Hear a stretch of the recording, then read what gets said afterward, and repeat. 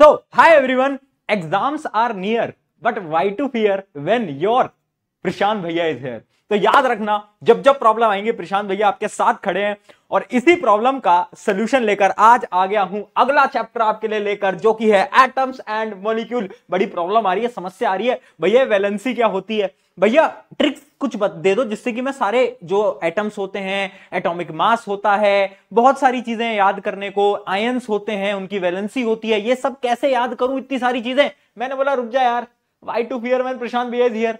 तुझे इतनी इतनी अच्छी टेक्निक्स दूंगा, इतनी नई नई चीजें सिखाऊंगा और मस्ती मजाक करते करते अगले 1.5 घंटे के अंदर इस चैप्टर को पूरी तरीके से खत्म कर देंगे। सबसे पहले बता दो जोश मीटर कैसा है, एनर्जी कैसी है। एनर्जी एकदम अपनी हाई रहनी चाहिए, जितनी एनर्जी मेरी है उससे डबल तुम्हारी होनी चाहिए, तभी मजा आएगा। ठीक है, तो शुरू करें। चलिए फिर फटाफट से शुरू करते हैं। मुझे पता है टाइम कम है, बहुत सारे स्टूडेंट्स होंगे जो कि एग्जाम की रात वाले दिन ही देख रहे होंगे, बट एक चीज याद रखना, इंडियन रेलवे और इंडियन स्टूडेंट्स के बीच में एक चीज कॉमन होती है कि दोनों का ही सेम माइंडसेट है कि रात को कवर कर लेंगे।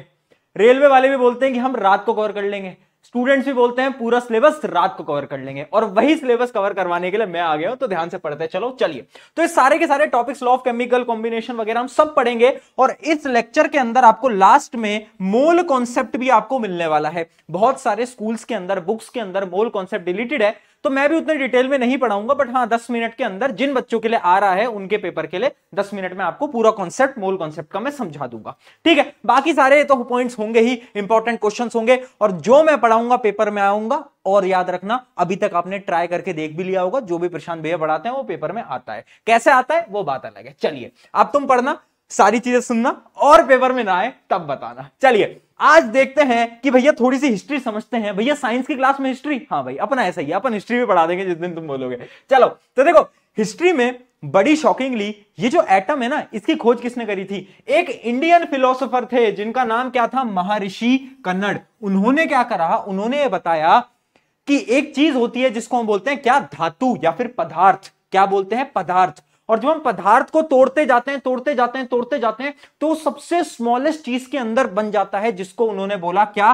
परमाणु। और उन्होंने बोला ये जो परमाणु है ना, इसको और ज्यादा हम डिवाइड नहीं कर सकते, इसको हम और नहीं तोड़ सकते। मैंने कहा ठीक है, मैंने इनकी बात मान ली। मैंने कहा ठीक है महर्षि जी, आप एकदम सही कह रहे हो। फिर उसके बाद आए एशियंट ग्रीक के एक साइंटिस्ट, कौन थे? वो थे हमारे कौन? डेमोक्रिटस और क्या? लूसिफस। इन्होंने क्या बोला? इन्होंने बोला कि वो जो छोटा सा पार्टिकल है ना, उसका नामकरण इन्होंने कर दिया, जो कि इन्होंने बोल दिया एटम। इन्होंने बोल दिया कि एटम जो होता है वो स्मॉलेस्ट पार्टिकल होता है। जब तुम किसी भी चीज को देखोगे, चाहे मेरा हाथ है, पेंसिल, कोई भी चीज है, वो बना है एटम से। ठीक है, ये जो आप पेन देख रहे हो, इसका जो स्मॉलेस्ट पार्टिकल है वो आप मान सकते हो वो है एटम। हर एक चीज किससे बनती है? हर एक चीज बनती है आपके एटम से।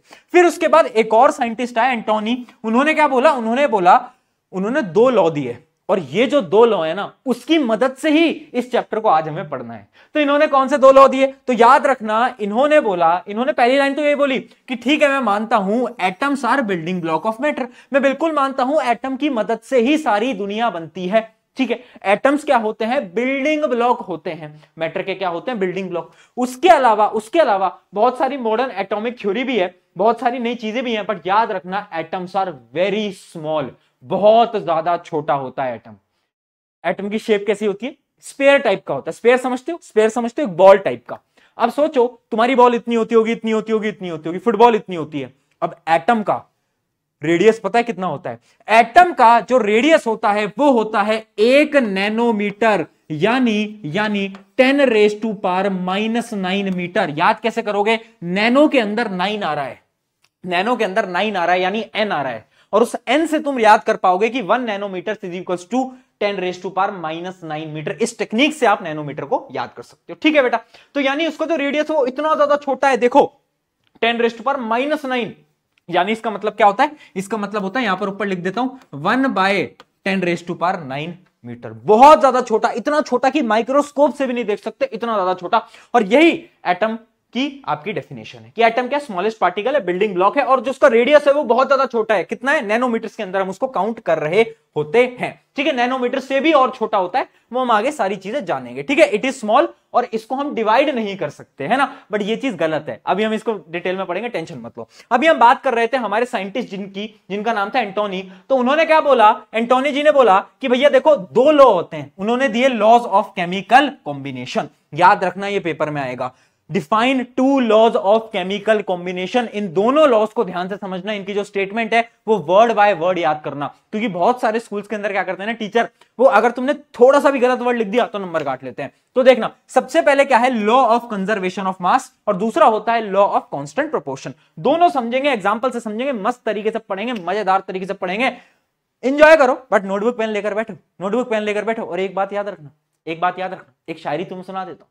शायरी क्या है बेटा, शायरी ये बोलती है कि ले चल मुझे दूर कहीं, ले चल मुझे दूर कहीं, जहां तू मुस्कुराए मेरी मंजिल है वहीं। अरे बेटा पढ़ लो, पीछे देखो तुम्हारी मम्मी है खड़ी, मम्मी देख रही है बेटा, पढ़ ले चुपचाप, आजा। पहला जो लॉ है वो होता है लॉ ऑफ कंजर्वेशन ऑफ मास। देखना बेटा, अब ये लॉ क्या बोलता है, पहली चीज स्टेटमेंट वर्ड टू वर्ड याद रहनी चाहिए।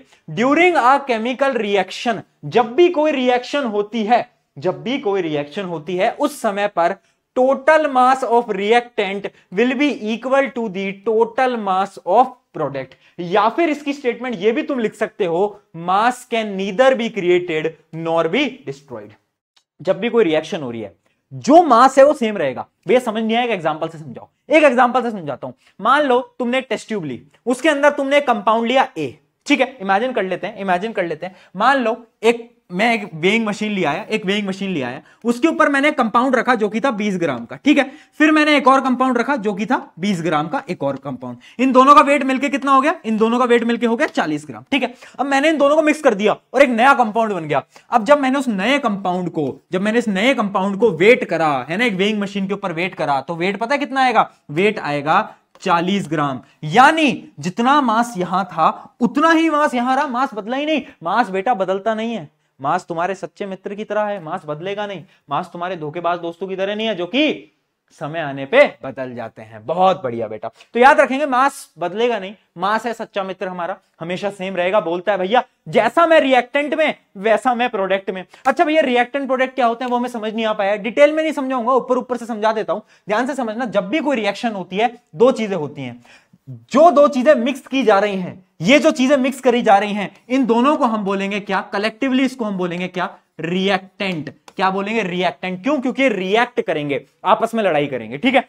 और जो बन जाता है फाइनल जो बन जाता है रिएक्शन में, उसको हम बोलते हैं क्या, प्रोडक्ट। और यही अपना कंजर्वेशन ऑफ लॉ बोलता है कि भैया जितना मास रिएक्टेंट का उतना ही भैया प्रोडक्ट का, मास नहीं बदलेगा, मास हमेशा सेम रहेगा। इस बात को हमेशा याद रखना, mass of reactant is always equals to mass of product. चलिए बेटा, अब भैया इसके ऊपर भी कोई सवाल ववाल आता है क्या? मैंने कहा बिल्कुल आता है। जैसे कि देख, तेरे एनसीईआरटी के अंदर एक्टिविटी गिवन है 3.1। इस एक्टिविटी को समझ लेते हैं। इस एक्टिविटी में क्या दिया था, एक सोल्यूशन लिया x, देखो एक सोल्यूशन लिया x, बेटा ये वो x नहीं है जो कि तुम सोच रहे हो, ये है एक सोल्यूशन x। अब देखना बेटा, इस सोल्यूशन को आपने लिया x को और एक सोल्यूशन लिया y, ठीक है। मान लो ये जो x सोल्यूशन था ये था 10 ग्राम का, इसको हमने कैलकुलेट करा तो ये आया 10 ग्राम का, ये y था ये आया 20 ग्राम का, ठीक है। फिर उसके बाद हमने क्या करा, इन दोनों को मिक्स कर दिया और जैसे हमने मिक्स करा एक नया प्रोडक्ट बन के बाहर आया। क्या आया बेटा, एक नया प्रोडक्ट आपका बाहर बन के आया। और जब हमने इस नए प्रोडक्ट को कैलकुलेट करा, इसका वेट काउंट करा, तो हमें पता चला ये जो नया प्रोडक्ट था ये पता है कितने का था, ये नया प्रोडक्ट बन के आया 30 ग्राम्स का। यानी इन दोनों के सम के बराबर, यानी इन दोनों के सम के क्या बेटा, बराबर, ठीक है। यहां तक समझ आया। तो इस एक्टिविटी से हमें समझ आया कि हाँ भैया law of conservation of mass सच में पॉसिबल है। और यही आपकी एनसीईआरटी की एक छोटी सी एक्टिविटी है जिसमें कि आप कॉपर सल्फेट का एक सोल्यूशन लेते हो, सोडियम कार्बोनेट लेते हो, दोनों को मिक्स कर देते हो और बस जो जब हमारा फाइनल वेट आता है प्रोडक्ट का वो एकदम सेम होता है, ठीक है। और यही होता है आपका लॉ ऑफ कंजर्वेशन ऑफ मास। चलिए देखते हैं कुछ क्वेश्चंस, आ जाओ भैया। और देखो क्वेश्चंस बड़े जरूरी होते हैं, सारे क्वेश्चन देख के जाना, कोई भी सवाल पेपर के अंदर दिख जाएगा। Give an example of this law of conservation of mass when applies to physical change। अब किसी मूर्ख बालक ने अगर ये पूछा कि फिजिकल चेंज क्या है, तो तेरे को मैं कैमरा में घुस के मारूंगा, बेटा। याद कर ले, पिछले चैप्टर के अंदर केमिकल फिजिकल चेंज सब पढ़ाया था तेरे को। क्या होता है फिजिकल चेंज, जहां पर कोई भी केमिकल रिएक्शन इन्वॉल्व नहीं है उसको बोलते हैं हम क्या, फिजिकल चेंज। बताओ कोई एग्जांपल, मैं दूं एक एग्जांपल, मेल्टिंग ऑफ आइस। जब आपकी आइस पिघल जाती है, यानी आपकी बर्फ, मान लो एक बर्फ है मेरे पास, ठीक है, ये मेरी बर्फ, इस बर्फ का जो वजन है वो है 20 ग्राम। इसको कभी आप पिघला के देखना, जो पानी बनेगा ना उस पानी को कैलकुलेट करना, तो वो जो पानी होगा वो भी होगा 20 ग्राम का। यानी फिजिकल चेंजेस के अंदर भी कंजर्वेशन ऑफ मास एप्लीकेबल होता है। बर्फ को पिघलाकर आप चेक भी कर सकते हो। चेक करो भैया, मेरी नहीं मान रहे तो चेक कर लो यार, कोई दिक्कत नहीं। अपन एकदम प्योर प्रूफ के साथ आते हैं, एकदम प्रूफ के साथ आते हैं अपन बेटा। चलिए बेटा आ जाइए, अगला क्वेश्चन देखते हैं। इफ 12 ग्राम ऑफ कार्बन, और देखो इस प्रकार के क्वेश्चन बहुत आते हैं, इंपॉर्टेंट है बेटा, इस प्रकार का क्वेश्चन बिल्कुल आपके पेपर के अंदर दिख सकता है। क्वेश्चन में बोल रहा है 12 gram of carbon is burned in the presence of 32 gram of oxygen, how much carbon dioxide will be formed. अच्छा, कार्बन डाइऑक्साइड क्या होती है बेटा? CO2, ये होता है ना फॉर्मूला कार्बन डाइऑक्साइड का, इतना तो मालूम है। अभी फॉर्मूला बनाना भी आज सीखेंगे, बट इतना तो पता है कार्बन डाइऑक्साइड का फॉर्मूला क्या होता है। ठीक है, अब क्या बोल रहा है, 12 ग्राम का क्या है कार्बन, और 32 ग्राम का क्या है, 32 ग्राम्स का है आपका ऑक्सीजन। बताओ जब इन दोनों को हमने रिएक्ट करा तो कितने ग्राम का आपका कार्बन डाइऑक्साइड बनेगा? अरे भैया, लॉ ऑफ कंजर्वेशन ऑफ मास ये बोलता है जितना रिएक्टेंट उतना प्रोडक्ट। रिएक्टेंट कितना है? 12 प्लस 32, जो कि हो जाएगा आपका क्या, ये हो जाएगा आपका 44 ग्राम्स। तो इतना ही आपका CO2 बनेगा। ये तो हमने भैया लॉ ऑफ कंजर्वेशन ऑफ मास में समझ लिया। बस ऐसे ही सवाल आएंगे, है ना। बहुत बेसिक है, जिसको कंजर्वेशन ऑफ मास के बारे में पता होगा वो आराम से कर लेगा। एक और क्वेश्चन देखते हैं।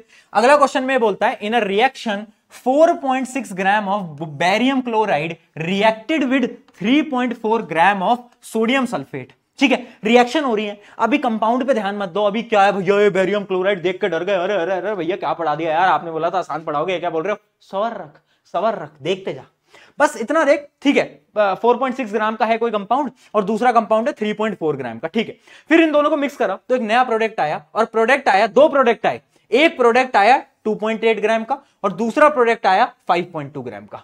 सवाल यह बोल रहा है show that above observation in agreement with law of conservation of मास। यानी सवाल यह पूछ रहा है कि प्रूव करो law of conservation of mass exist करता है। कैसे प्रूव करोगे? रिएक्टेंट का सम कर लोगे। रिएक्टेंट कौन कौन है? एक तो भैया ये रहा, एक भैया ये रहा, इनको जोड़ दो, 4.6 प्लस 3.4। देखो तुम्हारे लिए बच्चों वाली कैलकुलेशन करनी पड़ रही है मुझे, क्योंकि तुम बोलते हो भैया प्लीज कैलकुलेशन भी करा दिया करो। मैंने कहा ठीक है भाई ले।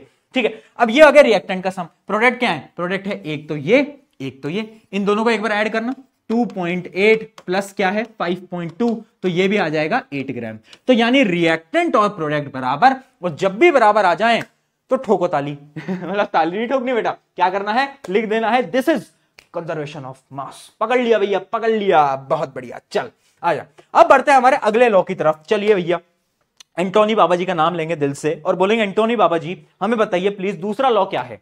आप हमारी रिक्वेस्ट मानिए और हमें बताइए दूसरा लॉ क्या है। और ये जो दूसरा लॉ है ये किसने दिया था? ये दिया था जोसेफ प्रोस्ट ने। और समझना बेटा, ये जो लॉ है थोड़ा कॉम्प्लिकेटेड है, ध्यान से सुनना। नजर हटी दुर्घटना घट जाएगी बेटा। आजा देख, लॉ ये बोलता है the element in a pure chemical compound are always present in same proportion by mass regardless of how the compound is created। भैया समझ नहीं आया? भैया बिल्कुल समझ नहीं आया। मैंने कहा देख तेरे को आसान भाषा में समझाता हूं। मान ले तू गया रेलवे स्टेशन पे, कभी ट्रेन में तो बैठे होगे, बस में तो बैठे होगे। बस में जाकर तुमने देखा पानी की बोतल, एक पानी की बोतल होती है बिस्लरी, एक होती है ब्रिलरी, एक होती है ब्रिसली, एक होती है बिस्लरी। अलग अलग नाम होते हैं, बट होता सब पानी है। अब ध्यान रखना, जब एक पानी है ना, चाहे तुम्हारे घर का पानी है, मेरे घर का पानी है, कहीं का भी पानी है, पानी होगा तो हमेशा बेटा H2O ही ना, पानी होगा तो हमेशा H2O ही ना, है ना। तो जो एक पानी है ना, जो कंपोजिशन है ना पानी का, उसमें जो हाइड्रोजन और ऑक्सीजन के जो एटम्स है ना, वो सेम मास के प्रोपोर्शन में कंबाइन करेंगे। यानी एक फिक्स्ड क्या होगा? एक फिक्स्ड प्रोपोर्शन होगा। हाइड्रोजन बोलेगा कि भैया मैं इतने ग्राम आऊंगा, जब ही मैं इतने ऑक्सीजन इतने ग्राम आऊंगा, और जब ये दोनों उतने ही ग्राम आकर मिलेंगे तभी पानी बनेगा, वरना पानी बनना पॉसिबल नहीं। यानी जब कोई भी कंपाउंड बनता है, जब कोई भी चीज बनती है तो कैसे बनती है? एक फिक्स्ड प्रोपोर्शन में बनती है, ठीक है। जब भी आपका पानी बनेगा तो हाइड्रोजन और ऑक्सीजन, हाइड्रोजन बोलेगा कि भैया मैं 2 ग्राम आऊंगा, ऑक्सीजन बोलेगा मैं 16 ग्राम आऊंगा। तभी जाकर ये बन पाएगा, है ना, तभी जाके बन पाएगा। फॉर एग्जाम्पल अभी के लिए अभी हम पढ़ भी लेंगे, बट इतना समझ लो, जैसे मान लो हाइड्रोजन का, एक हाइड्रोजन का मास होता है 1 ग्राम और ऑक्सीजन का मान लो आप 16 ग्राम, ठीक है। अभी आगे बात भी कर लेंगे इसके बारे में। तो यहां पर है 2 हाइड्रोजन, यानी ये हो जाएगा 2 ग्राम, ऑक्सीजन कितना है 16 ग्राम। इनका रेशियो निकालो, इनका रेशियो निकालना बेटा, रेशियो निकालना आता है ना, डिवाइड कर दो, 2 से डिवाइड करा तो कितना आ गया 1:8, 1:8। यानी इसका यह मतलब है कि जब आपके हाइड्रोजन और ऑक्सीजन बाय मास 1:8 में होंगे, तभी ये जो लॉ है, लॉ ऑफ कांस्टेंट प्रोपोर्शन, ये फॉलो हो रहा होगा, यानी तभी आपका पानी बनेगा। अगर कभी भी हाइड्रोजन ने दगाबाजी करी और हाइड्रोजन अपने साथ एक भाई और ले आया, है ना, और हाइड्रोजन ने बोला कि मैं तो एक नया रेशियो बनाऊंगा जो कि होगा 3:8, तो इस रेशियो में कभी पानी नहीं बनेगा, है ना। अगर 3:8 में पानी बन जाए तो प्रशांत भैया का नाम बदल देना, पॉसिबल नहीं भैया, पॉसिबल नहीं भैया, ठीक है, कभी नहीं बनेगा। पानी हमेशा 1:8 में ही बनेगा। और यही बोलता है आपका क्या, लॉ ऑफ कांस्टेंट प्रोपोर्शन। ये बोलता है कि याद रखना, जब भी कोई एक केमिकल कंपाउंड है तो उसके जो एटम्स है ना, वो फिक्स्ड प्रोपोर्शन में जुड़े हुए हैं। और फिक्स्ड प्रोपोर्शन कैसे, बाय मास, यानी उनके मास के फिक्स्ड प्रोपोर्शन में जुड़े हुए हैं, तभी जाकर एक कंपाउंड बनेगा। जैसे कि आपका ग्रुप प्रोजेक्ट होता है, ग्रुप प्रोजेक्ट में 4 प्रकार के लोग होते हैं, एक जो कि बहुत काम करता है, एक जो कि ग्रुप प्रोजेक्ट को बस एक्सप्लेन करता है, एक जो कि प्रेजेंटेशन बनाता है, और एक वो जो कि कुछ नहीं करता। यानी चारों का योगदान होता है ना बेटा, तो मिल बांट की तो ग्रुप प्रेजेंटेशन कर पाते हैं बेटा, चाहे चौथे का कोई योगदान ना हो, बट फिर भी चारों का एक फिक्स्ड योगदान होता है, ठीक है। उसी प्रकार से जब भी आपका कोई वाटर मॉलिक्यूल बनेगा, कोई भी मॉलिक्यूल बनेगा, तो याद रखना क्या होगा, एटम्स एक फिक्स्ड प्रोपोर्शन में होंगे, और इसे ही हम बोलते हैं क्या, इसे ही हम बोलते हैं आपका लॉ ऑफ कांस्टेंट प्रोपोर्शन, ठीक है। यहां पर वो आपका H2O वाला एग्जांपल भी दे रखा है, ठीक है। चलिए आगे बढ़ जाते हैं, एक क्वेश्चन करें, चलो, उससे आपको और क्लैरिटी मिलेगी। क्वेश्चन देखो बेटा, hydrogen and oxygen combine in the ratio 1:8 by mass to form water, ठीक है भैया, हमें पता है। What mass of oxygen gas would be required to react completely with 5 gram of hydrogen gas. यानी हमें गिवन है कि पानी बनता है 1:8 में, इसी में ही पानी बनेगा। और हमें यह भी गिवन है बेटा, देखना कि हाइड्रोजन है हमारे पास 5 ग्राम, हाइड्रोजन 5 ग्राम, और रेशियो हमें यही फॉलो करना है। अगर हाइड्रोजन 5 ग्राम हो गया, तो ऑक्सीजन कितना होगा, अरे भैया इधर भी 5 से मल्टीप्लाई कर दो, अरे भैया इधर भी 5 से मल्टीप्लाई कर दो, तो 8 × 5 कितना होता है 40 ग्राम्स। तो ऑक्सीजन की जो बेटा आपको रिक्वायरमेंट होगी, वो होगी आपको 40 ग्राम्स ऑफ ऑक्सीजन। क्या ये बात समझ आई, क्या मजा आया, क्या कॉन्सेप्ट पकड़े, क्या पकड़ लिया कॉन्सेप्ट को अपने हाथ में, बोल। ऐसे सवाल आ जाते हैं कभी कभार। लॉ ऑफ कांस्टेंट प्रोपोर्शन क्या बोलता है, हमेशा कांस्टेंट रहेंगे बाय मास। चलिए बेटा, बहुत बढ़िया, आगे बढ़ जाते हैं। अब पढ़ते हैं डेल्टन। अच्छा, इस प्रकार के और भी क्वेश्चंस आते हैं, जैसे कि एक क्वेश्चन मैं आपको और प्रैक्टिस करा लेता हूं। मान लो ये बोले कि कार्बन डाइऑक्साइड जो है उसमें कार्बन और जो ऑक्सीजन का जो रेशियो है ना, जो कार्बन और जो आपके ऑक्सीजन का जो रेशियो है ना, वो हमेशा होगा 3:8, ठीक है। इसी रेशियो में आपकी कार्बन डाइऑक्साइड बनती है। मान लो ये क्वेश्चन में गिवन है, और आपको ये क्वेश्चन में गिवन है, अगर हम 6 ग्राम कार्बन डाइऑक्साइड ले रहे हैं, 6 ग्राम हम क्या ले रहे हैं, कार्बन ले रहे हैं, 6 ग्राम कार्बन हम ले रहे हैं, ठीक है। 6 ग्राम हमने क्या लिया, कार्बन। तो ये बताओ कितना ऑक्सीजन की जरूरत है। कार्बन और ऑक्सीजन का रेशियो क्या है, 3:8। कार्बन ऑक्सीजन का रेशियो क्या है, 3:8। जल्दी बताओ, कार्बन ऑक्सीजन का रेशियो 3:8। अगर 6 ग्राम कार्बन है, 6 ग्राम कार्बन है, ऑक्सीजन कितना लगेगा, अरे मूर्खो, दोनों तरफ 2 से मल्टीप्लाई कर लो, ये कितना आ जाएगा 6 ग्राम जो कि हमारे पास है, और ये कितना आ जाएगा 16 ग्राम, यानी 16 ग्राम ऑक्सीजन की आवश्यकता होगी। इस टाइप के सवाल आएंगे बेटा, मैं पहले ही बता रहा हूं, इस टाइप के सवाल आएंगे, ऐसे आप 1-2 सवाल प्रैक्टिस कर सकते हो। चलिए अब बढ़ते हैं हमारे डेल्टन बाबा के पास और उनसे बातचीत करेंगे। 1 मिनट, जरा पानी पी लूं यार मैं, 1 मिनट देना। चलिए, डेल्टन बाबा जी की जय हो। शुरू करते हैं। जॉन डेल्टन जी ने क्या बोला। अब ये जो जॉन डेल्टन था, बड़े इंपॉर्टेंट थे। क्यों? क्योंकि इन्होंने दी एक एटॉमिक थ्योरी। क्या दी इन्होंने बेटा? Atomic theory. इन्होंने एटम्स के बड़े मस्त मस्त पोस्टुलेट्स दिए, यानी बहुत सारी स्टेटमेंट दी, और ये जो स्टेटमेंट है बड़ी इंपॉर्टेंट है, और ये सारी स्टेटमेंट, सारे पोस्टुलेट्स आपको याद करने, ठीक है। पहली चीज तो इन्होंने ये बोली कि ठीक है, कोई भी चीज होती है वो किससे बनती है? एटम से। स्मॉलेस्ट पार्टिकल क्या है? एटम। ये तो हमें पहले से पता था। अब उन्होंने पोस्टुलेट्स क्या की, ध्यान से देखना बेटा, एक एक स्टेटमेंट। पहली statement, statement number 1, all matter is made of very tiny particle called atom. ये तो मैंने आपको बता ही दिया। अगला देखना, atoms are indivisible particle which can not be created और destroyed in a chemical reaction. यानी एटम्स को आगे हम डिवाइड नहीं कर सकते। ये इन्होंने दी स्टेटमेंट नंबर 2, जो कि आज के समय पर गलत मानते हैं हम इसको। अभी मैं बताऊंगा क्यों गलत मानते हैं, टेंशन मत लो, तुम चिल रह के बैठो यार, पढ़ा रहा हूं ना तुमको यार, पढ़ा रहा हूं ना तुमको, बस। दूसरी स्टेटमेंट क्या बोली कि एटम जो है भैया वो इंडिविजिबल है, एटम्स को हम तोड़ नहीं सकते। ठीक है भैया, पहला कि एटम सबसे छोटा है, दूसरा एटम को तोड़ नहीं सकते भैया, है ना, एटम कभी भी तोड़ा नहीं जा सकता। अगला, atoms of a given element are identical in mass and chemical properties. यानी ध्यान से समझना, अगर एक एलिमेंट है, मान लो कार्बन है, या फिर मान लो ऑक्सीजन है, मान लो हाइड्रोजन है। अगर मैं कार्बन की बात करूं तो कार्बन के जितने भी एटम्स हैं वो सारे एटम सेम होंगे, यानी उनके जो मास होंगे, हर एक एटम का मास सेम होगा, है ना, हर एक एटम का मास सेम होगा। एक एलिमेंट होता है बेटा, एलिमेंट क्या है, कार्बन। मान लो उस एलिमेंट के अंदर बहुत छोटे छोटे क्या है, एटम्स हैं, तो जो सारे एटम होंगे वो एक जैसे होंगे। यानी ये बोला कि एक एलिमेंट के अंदर जितने भी एटम्स होते हैं वो सेम रहते हैं, उनका मासेस सेम रहता है, केमिकल प्रॉपर्टीज सब कुछ सेम रहता है। अगला देखते हैं, atoms of different element have different masses and chemical properties. उन्होंने बोला अगर कोई अलग एलिमेंट आ जाए, मान लो एक हाइड्रोजन एक कार्बन, तो जो हाइड्रोजन है उसके एटम्स अलग होंगे, उनका साइज अलग होगा, उनका मास अलग होगा, और क्या उनकी प्रॉपर्टीज अलग होंगी, बट जो कार्बन के एटम है वो अलग होंगे। ये दोनों अलग अलग है। ऐसे इमेजिन कर सकते हो तुम कि मान लो ये तुम हो, है ना, ये तुम हो और ये कोई तुम्हारा दूर का रिलेटिव है, तो आपस में तुम में क्या है, बहुत सारे गैप्स हैं।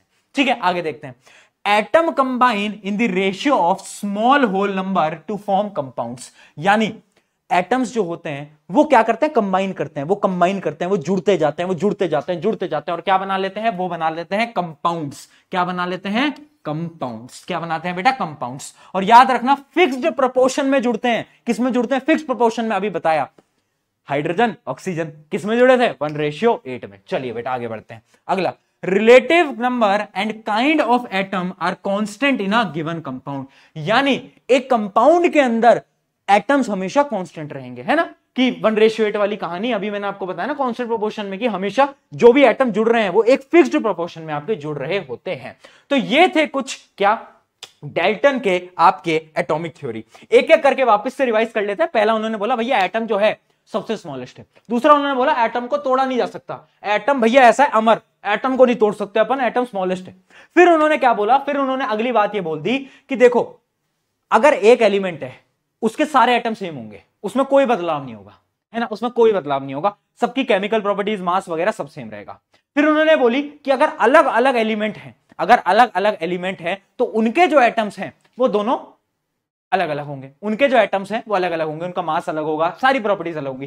फिर उन्होंने बोला जब एटम्स कंबाइन करते हैं तो मॉलिक्यूल बनाते हैं, और फिर उन्होंने बोला ये जो मॉलिक्यूल बनता है वो एक फिक्स्ड प्रोपोर्शन में बनता है, जो कि हमारा लॉ ऑफ कांस्टेंट प्रोपोर्शन होता है। ये सारी स्टेटमेंट उन्होंने दी।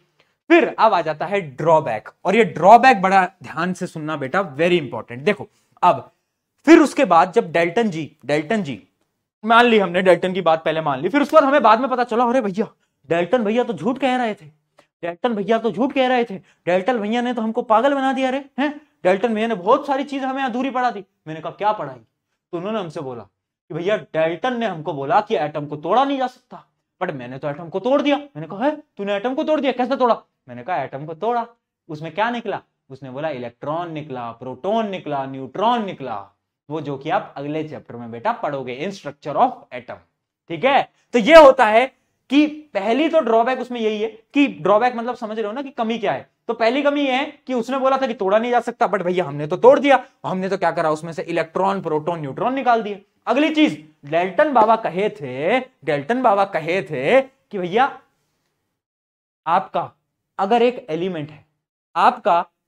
एलिमेंट है उसके सारे एटम सेम होंगे, बट भैया ये बात तो गलत हो गई। कैसे गलत हो गई? क्योंकि कार्बन जो होता है कार्बन के अलग अलग एटम्स होते हैं, कुछ होते हैं कार्बन 12, कुछ होते हैं कार्बन 14, अलग अलग होते हैं, उन सबके मासेस अलग होते हैं, जो कि हमें बाद में जाकर पता चला। तो यहां पर उसकी हो गई दूसरी चीज कि Dalton stated all atoms of a element have same mass, but हमें पता चला कि मासेस जो होते हैं वो क्या कर जाते हैं, डिफरेंट मासेस हो जाते हैं। क्या हो जाते हैं? मासेस जो है वो बदल जाते हैं, मासेस बदल जाते हैं और उनको हम आइसोटोप्स भी बोलते हैं। अगला देखते हैं आइसोबार्स। अब देखना बेटा, अब अगली चीज क्या हुई कि डाल्टन ने यह बोला था कि अगर कोई दो अलग अलग एलिमेंट है, मान ले एक्स एलिमेंट एक वाई एलिमेंट, तो उनके जो एटम्स होंगे उनके मासेस अलग होंगे।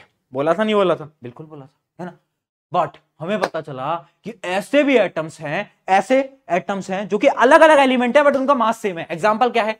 एक होता है आपका कैल्शियम, कैल्शियम और आपका आर्गन, इन दोनों का जो मास होता है वो 40 होता है, दोनों का सेम मास है। तो यहां पर भी हमने पकड़ लिया और इसी को ही हम बोलते हैं आइसोबार। आइसोबार क्या होते हैं?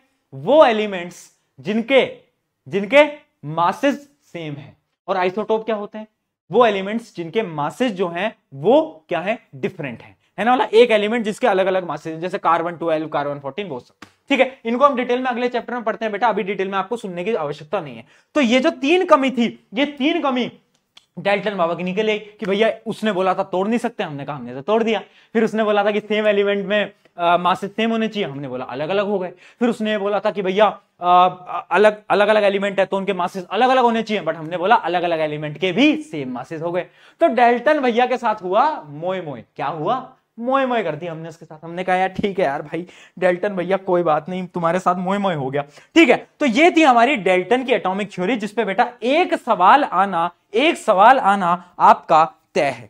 ठीक है बेटा, चलिए अब आगे बढ़ जाते हैं modern day symbol of element. ठीक है, बट उससे पहले ध्यान से सुन ले, अब थोड़ा सा अंदर से ऊर्जा रखा कर, है ना। इतनी सी देर हुई है भैया, थक गए, इतनी सी देर हुई भैया, पढ़ने का मन नहीं कर रहा भैया, कब होगा लेक्चर खत्म भैया, कब होगा।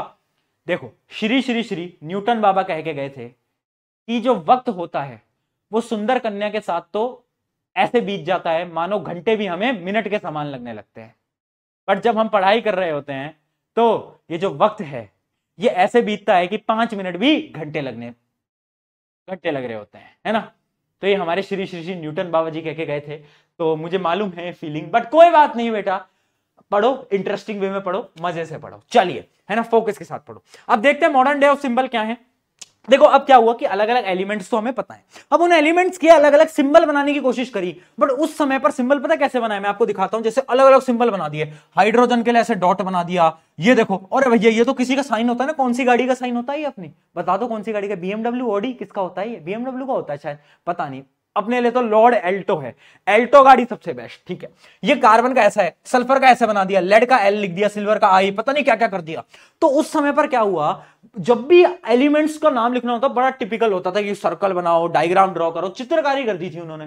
तो साइंटिस्ट को बड़ा गुस्सा आता था, साइंटिस्ट बोलते थे भैया दिस इज वेरी टफ। तो साइंटिस्ट ने बोला इसमें हम बदलाव कर देंगे, और साइंटिस्ट ने निकाला सबसे सिंपल तरीका। उन्होंने बोला कि किसी भी एलिमेंट का नाम उसके पहले अक्षर से रख दो, यानी अगर हाइड्रोजन है तो उसको H कर दो, ठीक है। फिर एक सवाल आ गया कि अगला जो एलिमेंट होता है वो हीलियम होता है, तो उसमें भी H है। तो फिर साइंटिस्ट ने सोचा, और उसमें से एक बैक बेंचर निकल के आया, और बैक बेंचर ने बोला कि मेरे पास एक आइडिया है। तो सबने बोला क्या आइडिया है? तो बैक बेंचर का आइडिया तो होता ही खतरनाक है। तो बैक बेंचर ने आइडिया दिया कि अपन ने काम करते हैं, अपन ये करते हैं कि शुरू के 2 जो वर्ड्स हैं उससे नाम रख लेते हैं। तो हीलियम का नाम रख दिया H और E तो ये बैक बेंचर की कहानी हो गई, ठीक है। तो H और E, तो इस प्रकार से सारे एलिमेंट के अपने अपने नाम है, मतलब जो उनके जो एक्चुअल नेम है उसी से ही उसके सिंबल बना लिए। जैसे कि और हम देखते हैं हाइड्रोजन का होता है H, एल्यूमिनियम का होता है बेटा आपका AL, क्योंकि इसके पहले अक्षर AL होते हैं, ठीक है। अब देखो कुछ नाम इंग्लिश में, कुछ नाम लैटिन में भी होते हैं। जैसे कि जो सोडियम होता है ना, उसका लैटिन में नाम होता है नेट्रियम। क्या होता है बेटा? नेट्रियम। तो इस वजह से उसका जो सिंबल होता है सोडियम का वो होता है Na। सिमिलरली जो आपका आयरन होता है उसका नाम होता है फेरम, तो इसलिए उसका जो सिंबल होता है वो होता है Fe। सिमिलरली आपके और भी एलिमेंट्स होते हैं, जैसे कि पोटेशियम, उसका जो नाम होता है लैटिन में वो होता है कैलियम, तो इस वजह से हम K रखते हैं। ये जो K है इसको हम पोटेशियम को ऐसे रिप्रेजेंट कर रहे होते हैं, ठीक है बेटा। सिमिलरली कॉपर भी होता है, कॉपर का जो लैटिन नेम होता है वो होता है आपका साइरिस, और इस वजह से हम क्या कर रहे होते हैं, उसको Cu से रिप्रेजेंट कर रहे होते हैं, ठीक है। तो ये कुछ सिंबल्स हैं, बट उससे पहले एक चीज याद रखना, सिंबल लिखने के 2 स्टेप होते हैं। सबसे पहला क्या है? फर्स्ट लेटर कैपिटल और सेकंड लेटर हमेशा स्मॉल। कभी भी आप आयरन का सिंबल ऐसे नहीं लिख सकते, F और डबल E, आप लिखोगे ये, दूसरा अक्षर जो होना चाहिए वो छोटा होना चाहिए, इस बात को याद कर लो। अब भैया एलिमेंट जो है हमें याद नहीं होते, एलिमेंट भैया ये पता नहीं कैसे याद हो पाएंगे, हमारे टीचर बोलते हैं कि आपको एटलीस्ट 20 एलिमेंट्स तो याद रखने हैं। भैया कैसे याद करें, इतने मुश्किल होते हैं, एल्यूमिनियम, बोरॉन, पता नहीं क्या क्या है, भैया कोई ट्रिक दे दो। मैंने कहा आज ऐसी ऐसी ट्रिक दूंगा ना कि तू लेक्चर में मजे करके जाएगा। देख अब ट्रिक समझना बेटा, 1 से लेकर 20 तक के सारे एलिमेंट आप याद कर पाओगे इस ट्रिक से। ट्रिक क्या है, ट्रिक क्या है बेटा, सिंपल सी ट्रिक है, देखना बेटा। Hi, hi, hello, hello, hi, hello, hi, hello, BBC news, hi hello, BBC news, on Friday night, on Friday night. ये जो ट्रिक थी ना, ये मेरे टीचर ने मुझे बताई थी, बड़े टाइम से चलती आ रही है, आपने भी अपने स्कूल्स के अंदर सुनी होगी। तो क्या है, शुरू के 10 को तो तुम याद कर सकते हो, hi, hi hello, BBC news on Friday night, यानी hydrogen, helium, lithium, beryllium, boron, carbon, nitrogen, oxygen, fluorine और नियॉन। जो लास्ट है नाइट यानी नियॉन। ठीक है, शुरू के 10 ऐसे हो गए। और दूसरी अपनी एक और कहानी है, कहानी अपनी वो देखिए तुमने तारक मेहता का उल्टा चश्मा, उसमें अब्दुल होता है ना, अब्दुल जिसकी दुकान होती है बाहर, वो अब्दुल क्या करता था, वो सोडा बेचा करता था, बहुत सारी पेप्सी, सोडा, ये सभी तो बेचता था तारक मेहता के उल्टा चश्मा में। तो उसी की कहानी है। अब्दुल जो है उसको काली चीजें पसंद नहीं है, तो देखना हमने क्या बनाई, ना मांगो अब्दुल से, ना मांगो अब्दुल से पेप्सी, है ना भैया, अब्दुल को पेप्सी पसंद नहीं, मत मांगना, पेप्सी सोडा, याद रखना, ना मांगो अब्दुल से पेप्सी सोडा और कोल्ड ड्रिंक, ठीक है, पेप्सी सोडा, कोल्ड ड्रिंक और है ना, और AR यानी और क्या उसको पसंद नहीं है, उसको पसंद नहीं है क्या, मीठा खाना।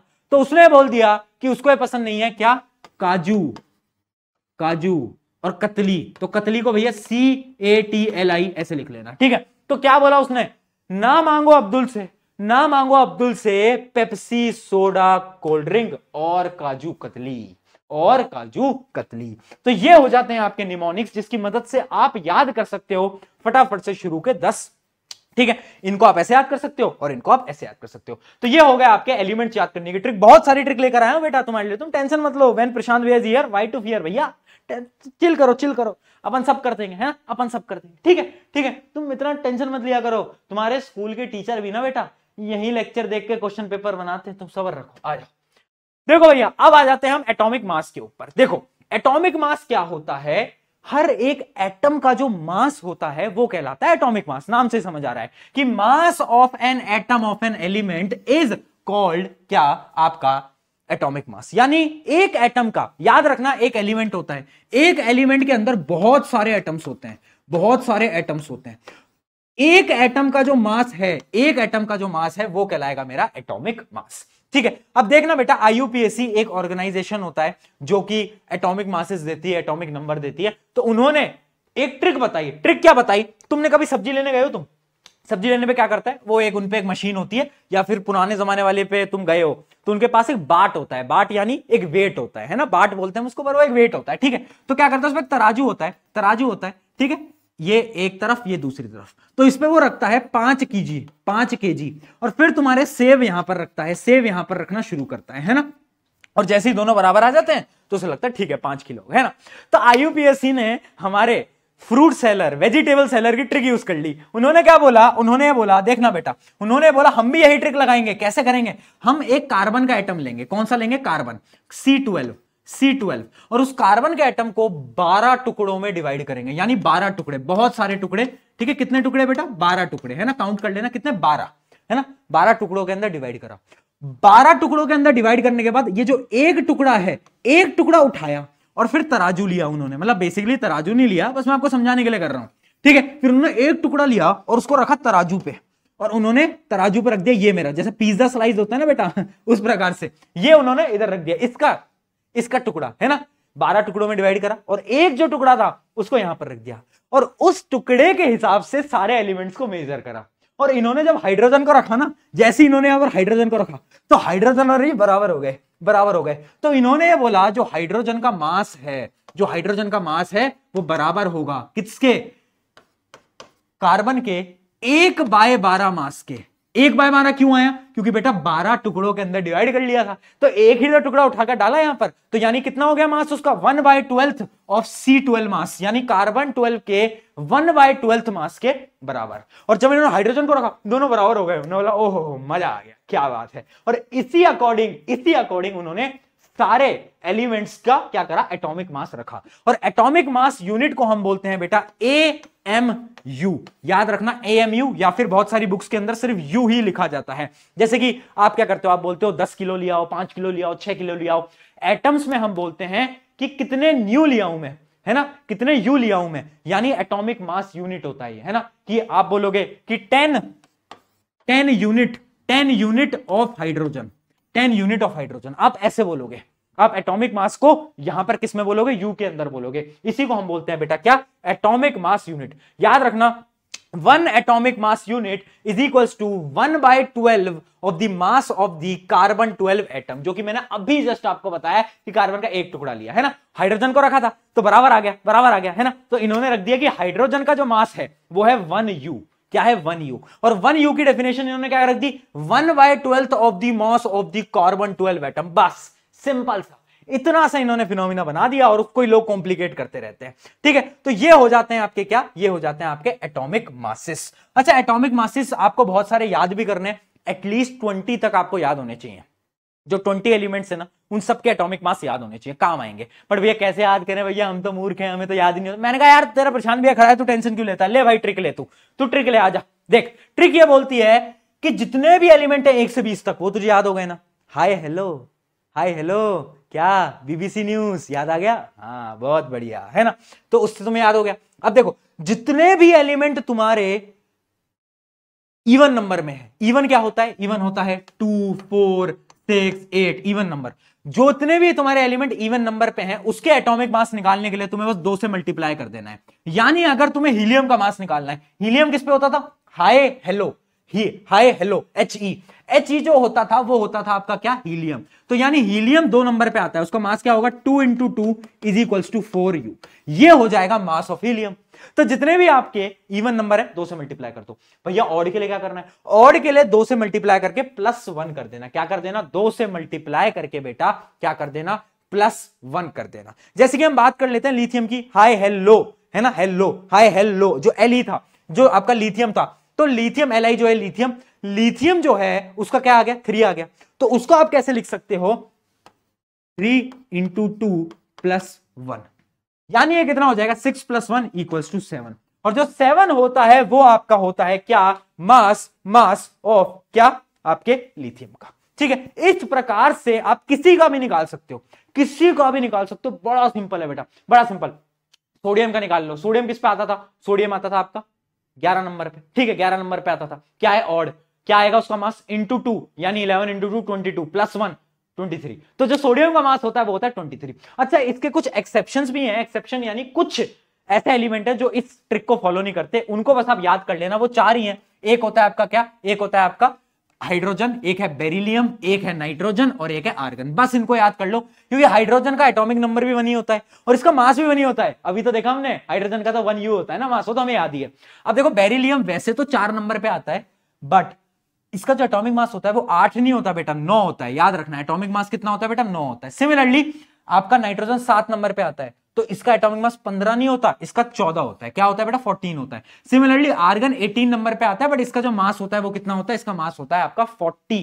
ठीक है, इसका मास होता है आपका 40। तो ये ट्रिक थी। इस ट्रिक से आप किसी का भी निकाल सकते हो, 1 से 20 तक का ही आपके पेपर में आएगा और उन सबका मास आप कभी भी निकाल सकते हो बैठे बैठे। बस 2 से मल्टीप्लाई कर देना, या तो 2 से मल्टीप्लाई करके +1 कर देना अगर ऑड है तो। इस ट्रिक का यूज लो और सबके मासेस निकालो।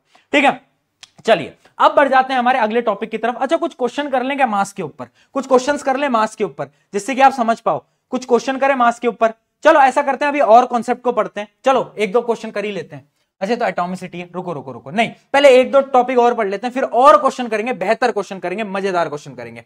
चलिए अब बात करते हैं एटॉमिक एग्जिस्टेंस की। किसकी बेटा? एटॉमिक एग्जिस्टेंस की। यानी आपके जो एटम्स हैं वो एग्जिस्ट कैसे करते हैं। देखो एटम्स बेटा, कुछ एटम्स आपकी तरह सिंगल भी हैं जीवन के अंदर, यानी अकेले रहते हैं। कुछ एटम जो है वो दो लोगों के साथ रहते हैं, कुछ एटम 3 हैं एक साथ, कुछ 4 हैं एक साथ, कुछ 5 हैं एक साथ। तो एटम जो है वो अलग अलग तरीके से इंजॉय करते हैं जीवन को। तो देखते हैं सबसे पहले तो कुछ ऐसे एटम्स जो कि अकेले पसंद रहते हैं, अकेले खुश रहते हैं, है ना, जिनको हम बोलेंगे हमारी भाषा में इंट्रोवर्ट। क्या बोलेंगे? इंट्रोवर्ट, है ना। इंट्रोवर्ट होते हैं ना कुछ लोग जो कि अकेले रहते हैं, किसी से बात नहीं करनी। उसी प्रकार से कुछ एलिमेंट भी होते हैं, तो मतलब कुछ आपके एटम्स भी होते हैं जो कि अकेले रहते हैं। मैं आपको बता देता हूं, जैसे कि जो नोबल गैस के जो एटम्स होते हैं वो अकेले रहते हैं। नोबल गैस क्या होती है? नोबल गैस होती है helium, neon, argon, krypton, xenon और आपका आर्यन। ठीक है, तो ये सारे के सारे आपके कुछ नोबल गैसेस होती हैं। ये इनके आप 2-3 के नाम याद कर लो, हीलियम, नियोन, क्रिप्टॉन, जेनॉन। बस आप इतना याद कर लो कि ये कुछ एग्जांपल्स हैं किसके? उन एलिमेंट्स के जो कि अकेला रहते हैं। इनके एलिमेंट हमेशा क्या? एकदम सिंगल रहते हैं, एकदम सिंगल रहते हैं। ठीक है, उसके अलावा कुछ ऐसे भी हैं, कुछ ऐसे भी हैं। अच्छा, इसके साथ साथ हाइड्रोजन भी है बेचारा, वो भी अकेला ही रहता है यार, वो भी अकेला ही रहता है ना। अभी आपको एग्जांपल दे दूंगा सबके। अब कुछ ऐसे भी हैं जो कि पेयर में रहते हैं, है ना, कुछ ऐसे भी हैं जो कि पेयर में रहते हैं। याद रखना, जब भी आपके एटम्स जुड़ते हैं तो वो दो चीजें बनाएंगे, या तो वो मॉलिक्यूल बनाएंगे, अभी शुरू में बताया था atoms combine to form molecule, या तो एक और चीज बनाएंगे जिसको हम बोलेंगे आयंस। क्या बोलेंगे? Ions, IONS, ions. भैया ये क्या है? कुछ नहीं है आयंस, बड़ा सिंपल है। आयंस का कॉन्सेप्ट समझे? बहुत सिंपल है। वैसे तो इसको हम अगले चैप्टर में समझेंगे, है ना। थोड़ा मतलब ऐसा होता है कि आपकी केमिस्ट्री का सिलेबस बड़े बेकार तरीके से बनाया है। जो चीजें तुम्हें पहले पढ़नी है वो बाद में पढ़ाते हैं, जो बाद में पढ़नी है पहले पढ़ानी है। ये चैप्टर 4 का टॉपिक है आयन, बट हमें अभी पढ़ना, थोड़ा बहुत पढ़ना पड़ेगा ताकि हम इस कॉन्सेप्ट के कुछ क्वेश्चंस को प्रैक्टिस कर पाए। ठीक है, चलिए स्टार्ट करते हैं कि भैया आयन क्या होता है। मॉलिक्यूल तो पता है भैया, मुझे मॉलिक्यूल मालूम है, मुझे वो जुड़ते हैं, मॉलिक्यूल बनाते हैं, बट ये आयंस क्या होता है देखते हैं। देखो आयंस क्या होता है? आयंस में बी डिफाइंड एज एटम और group of atom having positive या फिर नेगेटिव चार्जेस। यानी आयंस वो हैं जिन पे चार्जेस हैं। भैया चार्जेस कहां से आए? अरे भैया चार्जेस कहां से आ रहे हैं? समझना बेटा, बड़ी डीप आपको समझाऊंगा। चार्जेस आते हैं एटम के ऊपर। मान लो एक चीज आपको समझा रहा हूं, अगले चैप्टर का टॉपिक है, बट फिर भी सिर्फ 2 मिनट लूंगा एक्सप्लेन करने के लिए। मान लो कोई एलिमेंट है, मान लो आप हाइड्रोजन है, ठीक है। तो हाइड्रोजन के जो आउटर मोस्ट शेल पे एक इलेक्ट्रॉन होता है, ठीक है, एक इलेक्ट्रॉन होता है और एक ही प्रोटॉन होता है, एक ही प्रोटॉन होता है, एक इलेक्ट्रॉन होता है। इलेक्ट्रॉन क्या होता है? नेगेटिव चार्ज, और प्रोटॉन क्या होता है? Positive charge. ठीक है, अभी समझते चलो, है ना, ज्यादा पूछा नहीं जाएगा डिटेल में, बस समझते चलो। ठीक है, इस पे रहता है नेगेटिव, इस पे रहता है आपका क्या? पॉजिटिव चार्ज रहता है। इस वजह से एक नेगेटिव एक पॉजिटिव तो कैंसिल आउट हो जाता है ना। अगर आप में अच्छी खूबी भी है, बुरी खूबी भी है, तो दोनों कट जाती हैं और आप न्यूट्रल हो जाते हो। तो अभी आपका हाइड्रोजन जो है वो क्या है? न्यूट्रल है। अब इमेजिन करो एक दिन उसके मन में आया और उसने अपनी सारी बुरी आदतें यानी नेगेटिव एनर्जी को बाहर निकाल दिया। तुमने बोला आज से मैं कुछ गलत काम नहीं करूंगा भैया, सुधर जाऊंगा, दिन भर पढ़ाई करूंगा। सारी नेगेटिव एनर्जी तुमने बाहर निकाल दी, सारे इसने अपने इलेक्ट्रॉन को कहीं बाहर डोनेट कर दिया। अब बताओ इस पर चार्ज कैसा आएगा? नेगेटिव आएगा, पॉजिटिव आएगा? अरे भैया जब हम अपनी सारी नेगेटिव चीजों को बाहर निकाल देंगे तो ऑब्वियस सी बात है हम पे चार्ज आ जाएगा पॉजिटिव का। तो अब हम इसे लिखेंगे H+, और ये अब बन चुका है हमारा आयन। कैसा आयन? Positive ion. कैसा आयन? Positive ion. तो ऐसे 2 प्रकार के आयन होते हैं। कुछ एलिमेंट होते हैं जो कि बोलते हैं मुझे इलेक्ट्रॉन दो, मुझे नेगेटिव चीजें दो। जैसे ही इलेक्ट्रॉन आएगा, नेगेटिव चीज आएंगी तो मेरे पे नेगेटिव चार्ज आ जाएगा। बट जैसे ही मुझसे कोई इलेक्ट्रॉन ले लेगा तो भैया मैं पॉजिटिव हो जाऊंगा, है ना। यही होता है अपने आयंस का कॉन्सेप्ट। और आयंस होते हैं बेटा 2 टाइप के, एक होते हैं कैटायन और एक होते हैं एनायन। याद रखना, cations are positively charged ions, यानी जो भी आपके पॉजिटिव चार्ज होंगे, जैसे हाइड्रोजन तो था, हाइड्रोजन ने अपना चार्ज दे दिया, वो खुश है जीवन में, तो कैसा हो गया? पॉजिटिव, उसको कैटायन। एनायन क्या होता है? एनायन वो होते हैं जब आप किसी और से इलेक्ट्रॉन खींचोगे, नेगेटिव चार्ज आ जाएगा आपके ऊपर, वो हो जाते हैं आपके एनायन। जैसे कि क्लोरीन होता है, क्लोरीन के ऊपर चार्ज आता है नेगेटिव का। हाइड्रोक्साइड होता है, उसके ऊपर चार्ज आता है नेगेटिव का। ठीक है, इसके बहुत सारे आपके एग्जांपल्स हैं। ठीक है, तो आई होप यहां तक आपको समझ आ गया होगा। अब जो आयंस होते हैं वो भी 2 टाइप के होते हैं। एक तो होते हैं सिंपल आयंस और एक होते हैं आपके कंपाउंड आयंस। सिंपल आयंस क्या? Simple ions are those ions जिसमें एक ही प्रकार का एलिमेंट है, यानी या तो हाइड्रोजन है, या तो ऑक्सीजन है, पोटेशियम है, क्लोरीन है, कुछ भी हो सकता है, बट एक टाइप का है। जैसे देखो मैग्नीशियम के ऊपर 2+ का चार्ज है, यानी इसने अपने 2 इलेक्ट्रॉन दे दिया। भैया देख रहे हो, पॉजिटिव एनर्जी आ गई है इसके ऊपर। सोडियम ने 1 इलेक्ट्रॉन दे दिया, Na+ आ गया। तो ये जो भी है ये सिंपल आयंस है, क्योंकि यहां पर एक ही एलिमेंट है, या तो सोडियम है, पोटेशियम है, एल्यूमिनियम है। बट जो आपके कंपाउंड आयंस होते हैं, या फिर इसको हम पॉलीएटॉमिक आयंस भी बोलते हैं। क्या बोलते हैं? Polyatomic ions. अभी आगे आपको टेबल दिखा दूंगा। उसमें क्या होता है बेटा, याद रखना, पॉलीएटॉमिक आयंस के अंदर एक से ज्यादा एलिमेंट्स जुड़ जाते हैं। एक से ज्यादा एलिमेंट मतलब, यानी अमोनिया। अमोनिया क्या होता है? अमोनियम आयन जो होता है वो होता है NH4+ आयन। यानी देखो नाइट्रोजन भी है, आपका हाइड्रोजन भी है। जब एक से ज्यादा आपके एलिमेंट जुड़ जाते हैं उसको हम बोलते हैं कंपाउंड आयन, या फिर उसको हम बोलते हैं पॉलीएटॉमिक आयन। ठीक है, आयन का कॉन्सेप्ट समझ गए। आयन दो टाइप के समझ गए, एक सिंपल एक कंपाउंड। ठीक है, तो आयन की कहानी भैया हमारी यहां पर डन हो गई। अभी और पढ़ेंगे आयन के बारे में बाद में। आयन हम समझ गए कि ठीक है भैया, एटम कभी कभार आयंस भी बन जाते हैं। कैसे बन जाते हैं? जब वो अपने चार्ज दे देते हैं या तो ले लेते हैं। अब आ जाता है हमारे मॉलिक्यूल के ऊपर, हम वापस से आ जाते हैं। अब मॉलिक्यूल क्या होते हैं? मॉलिक्यूल वो है जिनके ऊपर कोई चार्ज नहीं है, वो अपने जीवन में खुशहाल जिंदगी जी रहे हैं। वो कह रहा है भैया हम पे कोई चार्ज नहीं है ना। तो याद रखना, a molecule is a group of 2 और मोर atom chemically bounded together by attractive forces. यानी जब एटम्स कंबाइन होते हैं और वो एक फोर्स बना लेते हैं, एक रिश्ता बना लेते हैं, एक बेजोड़ रिश्ता बना लेते हैं, तब वो क्या बनाते हैं? तब वो बनाते हैं आपके मॉलिक्यूल। ठीक है क्या बना लेते हैं बेटा? मॉलिक्यूल। इनके बीच में बेटा एक फोर्स ऑफ अट्रैक्शन होती है, जो कि एक बहुत strong of force of attraction होती है ना। अब देखना बेटा, मॉलिक्यूल भी दो टाइप के होते हैं। एक होता है मॉलिक्यूल ऑफ एलिमेंट और एक होता है मॉलिक्यूल ऑफ कंपाउंड। भैया ये क्या है? अच्छा, एलिमेंट और कंपाउंड हमने पढ़ा हुआ है। अब तूने बोला कि नहीं पढ़ा भैया, मैंने नहीं पढ़ा, तो फिर मैं तुझे पिछली वाली वीडियो दिखा दूंगा, मैं बोल दूंगा कि मैंने पिछले चैप्टर में पढ़ा रखा है ना। चल तुझे फिर भी बता देता हूं। देखो, मॉलिक्यूल ऑफ एलिमेंट कुछ नहीं होता। एक ही प्रकार के एलिमेंट जब जुड़ते हैं आपस में, यानी ऑक्सीजन ने बोला ओए ऑक्सीजन तू मेरा भाई, दो भाई दोनों तो भाई, दोनों जुड़ जाते हैं और वो मिलके बना लेते हैं O2, यानी ऑक्सीजन गैस, O2, है ना। तो जब भी ऐसी चीजें होती हैं जिसमें एक ही एलिमेंट जुड़ते हैं आपस में, है ना, एक गैस बनाने के लिए या फिर कुछ भी बनाने के लिए, तो उसको हम बोलते हैं molecule of element. But molecule of compound तब बनता है जब एक से ज्यादा एलिमेंट जुड़ते हैं। जैसे कि पानी, जब हमने बोला पानी पानी अंकल जी मुझे पानी पिला दीजिए, अरे पानी से याद आया पानी पी लूं, तो मुझे पानी पीने का याद क्यों नहीं दिलाते रहे हैं तुम? यार बड़े गलत लोग हो यार, रुको 1 मिनट पानी पीने दो। ठीक है, चलिए बेटा, सपना देखना अच्छी बात है, पर बेटा सपना की रील्स पूरे दिन भर देखना वो अच्छी बात नहीं है। ठीक है, आज की मोटिवेशन ले लो, आ जाओ स्टार्ट करते हैं। Molecule of compound. Molecule of compound क्या? जैसे पानी है बेटा, पानी क्या है? H2O से बना है। H2O से बना है तो H2O क्या है? अलग अलग एलिमेंट है, हाइड्रोजन आ गया, ऑक्सीजन आ गया, रिश्ते बन गए, मॉलिक्यूल बन गया, बस। Molecule of element, molecule of compound. याद रखना, मॉलिक्यूल ऑफ एलिमेंट क्या है? सेम टाइप के एलिमेंट।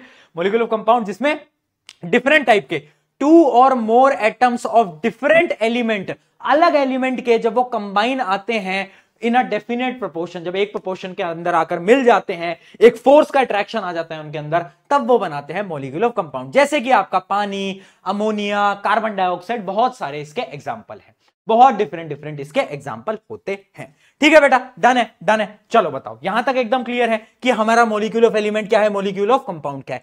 चलो अब आगे बढ़ जाते हैं, आगे बढ़ जाते हैं और अब हम समझते हैं एटॉमिसिटी का एक टॉपिक। बट एटॉमिसिटी से पहले एक क्वेश्चन कर लें क्या हम? देखो, जैसे मैंने आपको एटॉमिक मास तो पढ़ा ही दिया है, तो मैं तुम्हारा एक ट्रिक क्वेश्चन कर लेता हूं। मुझे बताओ, यहां पर मत देखना, इसको इग्नोर करो, इसको मत देखना, तुम्हें आंसर तो पता ही चल गया। क्या पूछूं कि अगर मैं बोलूं अमोनिया है, अमोनिया होता है NH3 में नाइट्रोजन और हाइड्रोजन किस रेशियो में जुड़े हैं? कैसे पता लगाओगे? तुम्हें याद करना पड़ेगा नाइट्रोजन का मास। मैंने बताया था नाइट्रोजन एक्सेप्शन के अंदर आता है। नाइट्रोजन का मास होता है 14, कितना होता है? 14, और यहां पर हाइड्रोजन 3 है। एक हाइड्रोजन का मास कितना होता है बेटा? 1 होता है, सिंगल होता है, 1 होता है ना, 1U है ना, और 3 का कितना हो जाएगा? 3U, तो ये हो जाएगा 14:3। तो अगर कोई बोले अमोनिया के अंदर, जिसका फॉर्मूला NH3 है, उसके अंदर आपके नाइट्रोजन और आपके हाइड्रोजन किस रेशियो में जुड़े हैं? 14:3। सिमिलरली कार्बन डाइऑक्साइड जो होती है आपकी CO2, इसमें कार्बन और ऑक्सीजन किस में जुड़े हैं? कार्बन का क्या होता है बेटा? याद कर ले, कार्बन का एटॉमिक नंबर 6 होता है, इंटू 2 12। तो यानी कार्बन का जो एटॉमिक मास होता है वो होता है 12। ऑक्सीजन का एटॉमिक मास क्या होता है? ऑक्सीजन का एटॉमिक मास होता है 16, है ना, और 2 ऑक्सीजन है, तो ये हो जाएगा 32, यानी 32। तो ये हो जाएगा आपका 12:32, और इसको आप कट करोगे तो ये आ जाएगा 4 से कट होके 3:8, जो कि आपका सही उत्तर है। ठीक है, इस प्रकार के भी क्वेश्चन आ जाते हैं कभी कभार। चलिए अब आ जाते हैं हमारे एटॉमिसिटी। ये क्या होती है? कुछ नहीं होती, ये समझना। Atomicity refers to the number of atom present in a single molecule of an element. यानी जो हमारा एक मॉलिक्यूल है ना, जो हमने अभी मॉलिक्यूल बनाया, उसके अंदर कितने अलग अलग प्रकार के अपने एटम्स, यानी कितने एटम्स हमारे जुड़े हुए हैं, कितने एटम्स जुड़े हुए हैं, उसी को हम बोल देते हैं एटॉमिसिटी। यानी नंबर काउंट कर लो, 1 atom, 2 atom, 3 atom, 4 atom, 5 atom, 6 atom, उसको काउंट कर लो, वो हो जाती है एटॉमिसिटी। और कुछ टर्म्स होती हैं, एक होती है मोनो एटॉमिक। मोनो एटॉमिक मतलब एक एटम होगा, मोनो यानी, है ना बेटा, मोनू सोनू नहीं है, यह है मोनो एटॉमिक। अगला क्या है, डाई एटॉमिक, डाई यानी दो एटम होंगे। एग्जांपल क्या है, ऑक्सीजन गैस जो कि होती है O2। क्या होती है, O2। दो एटम आ गए ना, दो एटम आ गए ना, बहुत बढ़िया। मोनो एटॉमिक का एग्जांपल क्या, हीलियम, He, हमेशा सिंगल रहता है, अकेला रहता है तुम्हारी तरह। अगला ट्राई एटॉमिक, ट्राई एटॉमिक क्या होता है, तीन, तीन है ना, जिसके अंदर तीन आ गए। पॉली एटॉमिक यानी तीन से ज्यादा, 4 भी हो सकता है, 5 भी हो सकता है, 6 भी हो सकता है, कितना भी हो सकता है, वो हो जाएगा अपना पॉली एटॉमिक। ठीक है, अब एक टेबल मैं आपको दिखाता हूं और इस टेबल में आपको एग्जांपल में दिखा देता हूं। मोनो एटॉमिक के एग्जांपल होते हैं नोबल गैसेस, जैसे कि हीलियम, आर्गन, नियोन, क्रिप्टॉन। उसके अलावा बहुत सारे मेटल्स, जैसे कि सोडियम, सोडियम बेटा हमेशा अकेला रहता है, बॉन्ड नहीं बनाएगा। उसके अलावा मैग्नीशियम, एल्यूमिनियम, कार्बन, ये सब क्या होते हैं, मोनो एटॉमिक है। इनकी एटॉमिसिटी क्या है बेटा, 1 है। इनकी एटॉमिसिटी है 1, क्योंकि ये अकेले हैं। अगला देखते हैं डाई एटॉमिक, जिनकी एटॉमिसिटी कितनी होगी, 2। जिनकी एटॉमिसिटी 2, जैसे कि hydrogen gas, oxygen gas, chlorine, ये सब देखो कैसे हैं, दो हैं, ये दो एक साथ है। अगला देखते हैं ट्राई एटॉमिक। ट्राई एटॉमिक में क्या होता है, 3, जैसे कि ओजोन, ओजोन देखो O3 होता है, O3 होता है ना ओजोन, तो इसमें 3 ऑक्सीजन के आपके एटम्स जुड़ जाते हैं। लास्ट होता है आपका पॉली एटॉमिक, टेट्रा एटॉमिक, मतलब 3 से ज्यादा, 4-5 कितने भी हो सकते हैं। तो इसका एग्जांपल है फॉस्फोरस। फॉस्फोरस बेटा याद रखना, 4 फॉस्फोरस जुड़ते हैं, वो बनाते हैं P4। और सल्फर हमेशा 8 सल्फर जुड़ते हैं, 8 सल्फर एक साथ आके जुड़ते हैं और वो बनाते हैं S8। क्योंकि पेपर के अंदर क्वेश्चन आता है पॉली एटॉमिक, पॉली एटॉमिक के एग्जाम्पल बताओ, पॉली एटॉमिक के क्या बताओ, एग्जाम्पल बताओ। और बच्चों को सबके याद है, बट पॉली एटॉमिक याद ही नहीं रहते। याद रखना फॉस्फोरस और उसके साथ साथ सल्फर, ये दो याद कर लेना, बस काम बन जाएगा।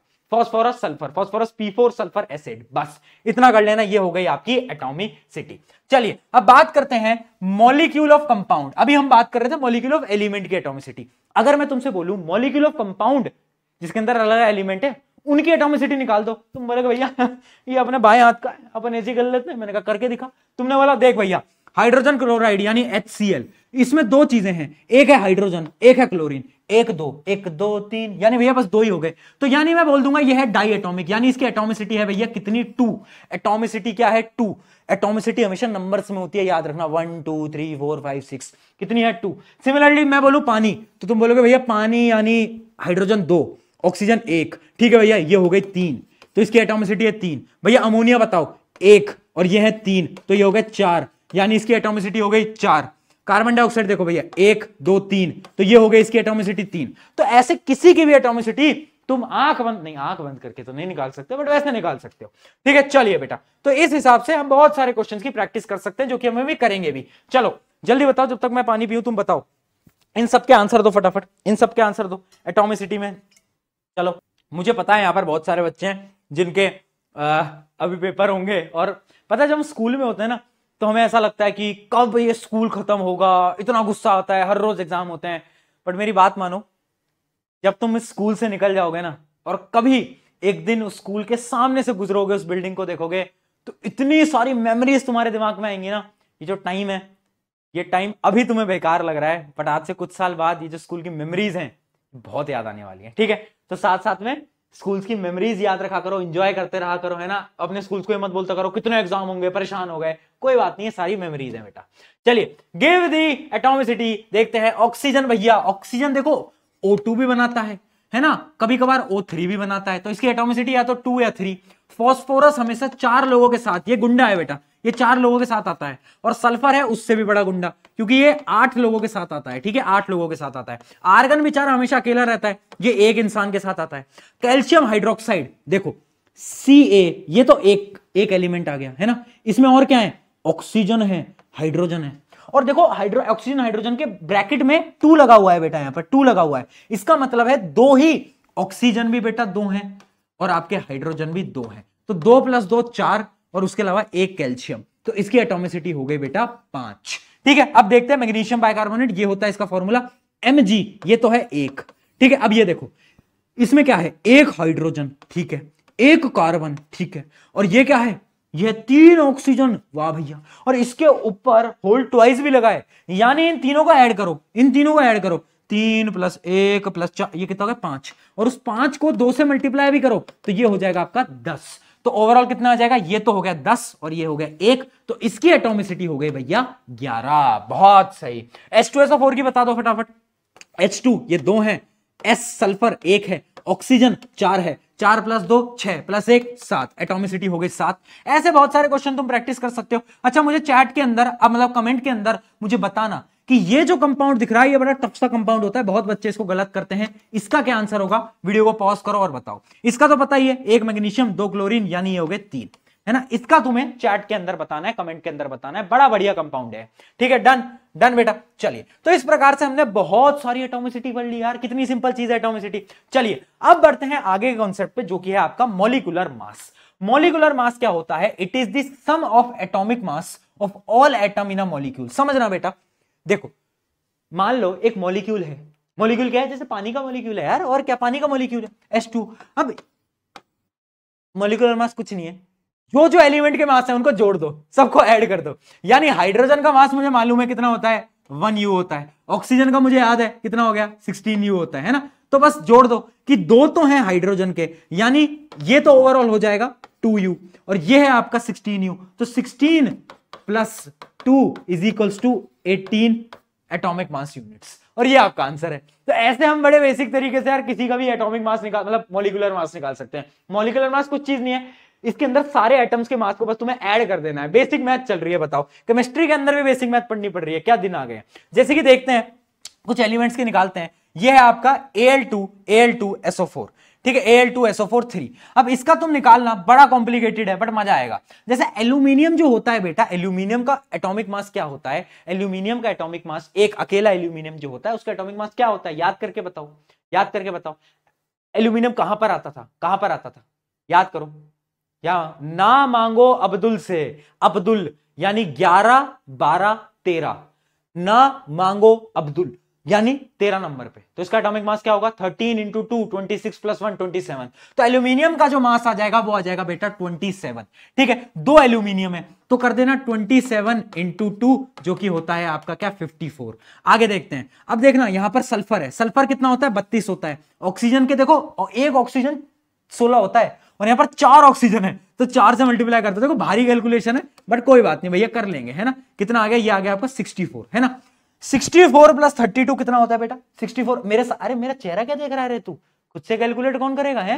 हाँ मजे ले लो तुम, हाँ भैया करा लेंगे ना। इनको ऐड करोगे तो 64 + 32 होता है 96, और ये भी 3 गुना करना है हमें, यहां पर 3 गुना लिखा है, तो 96 × 3 ये आ जाएगा आपका 8, और ये आ जाएगा 288, 288 तो इसका आ गया। ठीक है, और एल्यूमिनियम का कितना है, एल्यूमिनियम का 54 है, तो 288 + 54 = कितना आ जाएगा, ये आ जाएगा आपका 2, है ना। ऐड करते जाओ मेरे साथ साथ फटाफट से, ये आ गया आपका 2, और उसके बाद आ गया आपका कितना, ये आ गया आपका 4 3 342। क्या यही आ रहा है सबका, क्या यही आ रहा है 342 एटॉमिक मास यूनिट्स, यही आ रहा है। बहुत बढ़िया, बहुत बढ़िया। थोड़ी कैलकुलेशन है बट सिंपल, फिजिक्स से तो आसान है, फिजिक्स से तो आसान है ना बेटा, बस और क्या चाहिए, है ना। ऐसे और भी क्वेश्चन है जो आप प्रैक्टिस कर सकते हो, इसका आप खुद बताना। इसके अंदर कुछ नहीं करना, कार्बन का मास 12 होता है, हाइड्रोजन का 1 होता है, ऑक्सीजन का 16 होता है, मल्टीप्लाई करके ऐड करना है। अब इस टाइप का क्वेश्चन भी आ सकता है, देखो कॉपर सल्फेट .5H2O। अब ये जो डॉट होता है ना बेटा, ये मैथ नहीं है, तुम्हें लग रहा है डॉट का मतलब मल्टीप्लाई करना होता है, नहीं। यहां पर डॉट का मतलब भी ऐड करना होता है। यहां पर हमें पानी के 5 मॉलिक्यूल्स का मास ऐड करना है ना। पानी के 5 मॉलिक्यूल का मास हमें ऐड करना है और कुछ नहीं करना। यानी एक तुम मास निकालो कॉपर का, कॉपर का होता है 63.5, अगर तुम्हें याद नहीं है तो इसे याद कर लेना, है ना। बस इस कॉपर का याद कर लो। सल्फर का मैंने तुम्हें बता ही दिया, 4 ऑक्सीजन है, 4 ऑक्सीजन यानी 16 × 4 आएगा, और उसके बाद 5 क्या है, पानी। पानी का मास क्या होता है, अभी हमने निकाला था थोड़ी देर पहले, याद कर लो कितना होता था, 18, है ना। तो 5 × 18, बस आपको ऐड कर देना है कि आप पहले कॉपर को ऐड करो, सल्फर को ऐड करो, 4 ऑक्सीजन के ऐड करो, और 5 × 18 को ऐड करो। बस इन सबको कलेक्टिवली ऐड कर दो और वही आपका एग्जैक्ट आंसर आ जाएगा मॉलिक्यूलर मासेस का। ये बहुत सिंपल चीज है और बड़ी बड़ी सिंपल सी है ना। और बच्चे वैसे ही डरते रहते हैं, भैया पता नहीं मॉलिक्यूलर मास क्या है, कोई नई चीज है। अरे कुछ नहीं है मूर्ख बालक, देख कितनी सिंपल सी है, कितनी सिंपल सी है, बता। चल, है ना, आगे बढ़ते हैं। अब कुछ और देखते हैं, कैलकुलेट द मॉलिक्यूलर मास। इनके भी निकाल लो मॉलिक्यूलर मास, क्या दिक्कत है।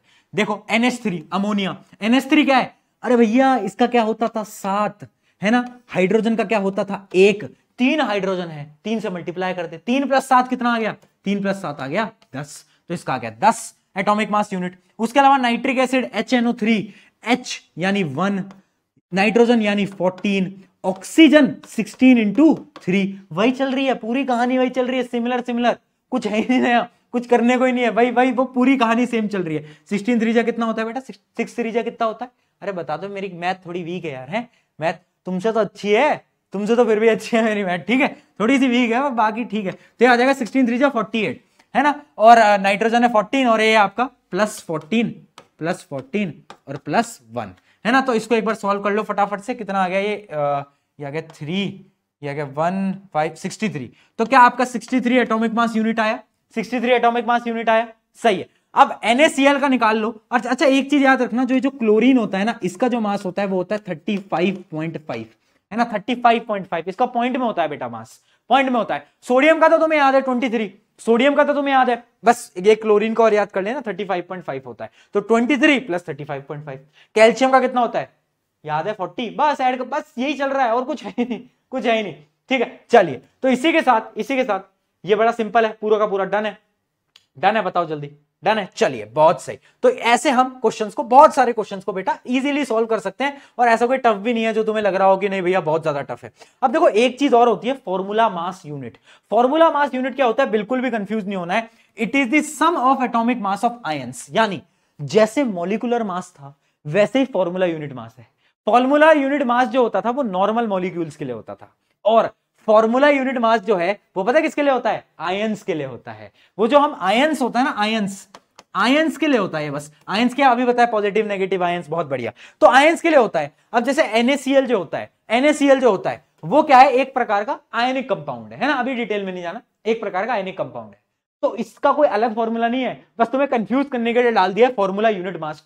एग्जाम में कंफ्यूज करेंगे तुम्हें, एक कंपाउंड दे देंगे और बोलेंगे फाइंड फॉर्मूला यूनिट मास, और तुम बोलोगे ओह ये तो पढ़ा है नहीं। अरे कुछ नहीं है, जैसे तुमने मॉलिक्यूलर मास निकाला ना, एटम्स को जोड़ के, एटम के मासेस को जोड़ के, सेम तुम्हें वो करना है, कुछ दिमाग नहीं लगाना। NaCl जैसा था, एटम का मास जोड़ा, इसका जोड़ा, इसका जोड़ा, आंसर आया बस। तो फॉर्मूला यूनिट मास भी बेटा एकदम सेम है, बिल्कुल जैसे आपका मॉलिक्यूलर मास था। तो कंफ्यूज नहीं होना है बिल्कुल भी कि भैया ये क्या नई चीज आ गई, ठीक है। अब हम आगे बढ़ जाते हैं और मैं आपको एक टेबल दिखा देता हूं। अब हम सबसे इंपॉर्टेंट पॉइंट पे आ रहे हैं, और ये जो टेबल है बेटा बहुत टफ है, बट ये टेबल आपको याद करनी पड़ेगी। This is one of the most important table, इसके बिना काम नहीं चलेगा। याद करने की ट्रिक भी बता दूंगा, बट इसके बिना बेटा काम नहीं चलेगा। ये टेबल क्या है? ये टेबल आपको बता रही है सारे के सारे आयंस बता रही है, और कितने इलेक्ट्रॉन देता है, कितने इलेक्ट्रॉन लेता है। जैसे आप देखो सोडियम जो है वो 1 इलेक्ट्रॉन लेता है, उस पर पॉजिटिव चार्ज है, ये देखो 1 देता है, 1 देता है, यहां पर 2 है, यानी ये 2 इलेक्ट्रॉन देता है। तो यानी ये जो टेबल है ये आपको चार्जेस बता रही है सबका, कि सोडियम की जो चार्ज होती है 1 होती है, मैग्नीशियम की चार्ज 2 होती है, जिंक की 2 होती है, आपकी आयरन की 2 होती है, कॉपर की 2 होती है, एल्यूमिनियम की 3 होती है, आयरन 3 की 3 होती है ना। उसके अलावा कुछ कुछ की माइनस भी होती है। माइनस किन की होती है? जो कि इलेक्ट्रॉन लेते हैं। जैसे कि आपका क्लोराइड की क्या होती है? Cl minus. क्या होती है बेटा? Cl minus. ब्रोमाइड होता है, आयोडाइड होता है, ऑक्साइड होता है, सल्फाइड होता है, नाइट्राइड होता है ना। और उसके अलावा कुछ पॉलीएटॉमिक आयंस भी होते हैं। पॉलीएटॉमिक आयंस मैंने अभी आपको अभी बताया है ना, कॉम्प्लेक्स वाले आयंस जिसमें एक से ज्यादा एलिमेंट होते हैं, जैसे कि आपका अमोनियम आयन NH4+, उसके अलावा hydroxide ion OH-, nitrate NO3-। तो ये जो सारे हैं ये आपको याद करने पड़ेंगे कि कौन कौन से एलिमेंट के ऊपर चार्ज क्या है ना भैया। क्यों याद करना है? क्योंकि अगर आपको कोई भी, भैया अभी हम नामकरण करेंगे, अभी हम ना बहुत सारे एलिमेंट्स के नाम बनाएंगे, बहुत सारे एलिमेंट बोल रहा हूं, बहुत सारे कंपाउंड के नाम बनाएंगे, है ना। तो उसके लिए चार्जेस पता होना बहुत जरूरी है ना, क्योंकि ये चार्जेस ही वैलेंसी है, अभी बता दूंगा। बट सबसे पहले इस ट्रिक को हम याद कर लेते हैं। चलो भैया स्टार्ट करें इस ट्रिक को याद करना। कैसे याद करेंगे? पहले याद रखना हम इस टेबल को याद कर रहे हैं, फिर हम इसको करेंगे, फिर हम इसको करेंगे। ट्रिक देखते हैं। ट्रिक है बड़ी शायरी है बेटा ना। ट्रिक देखना बेटा, बड़ी एक प्यारी शायरी है। ना कहूं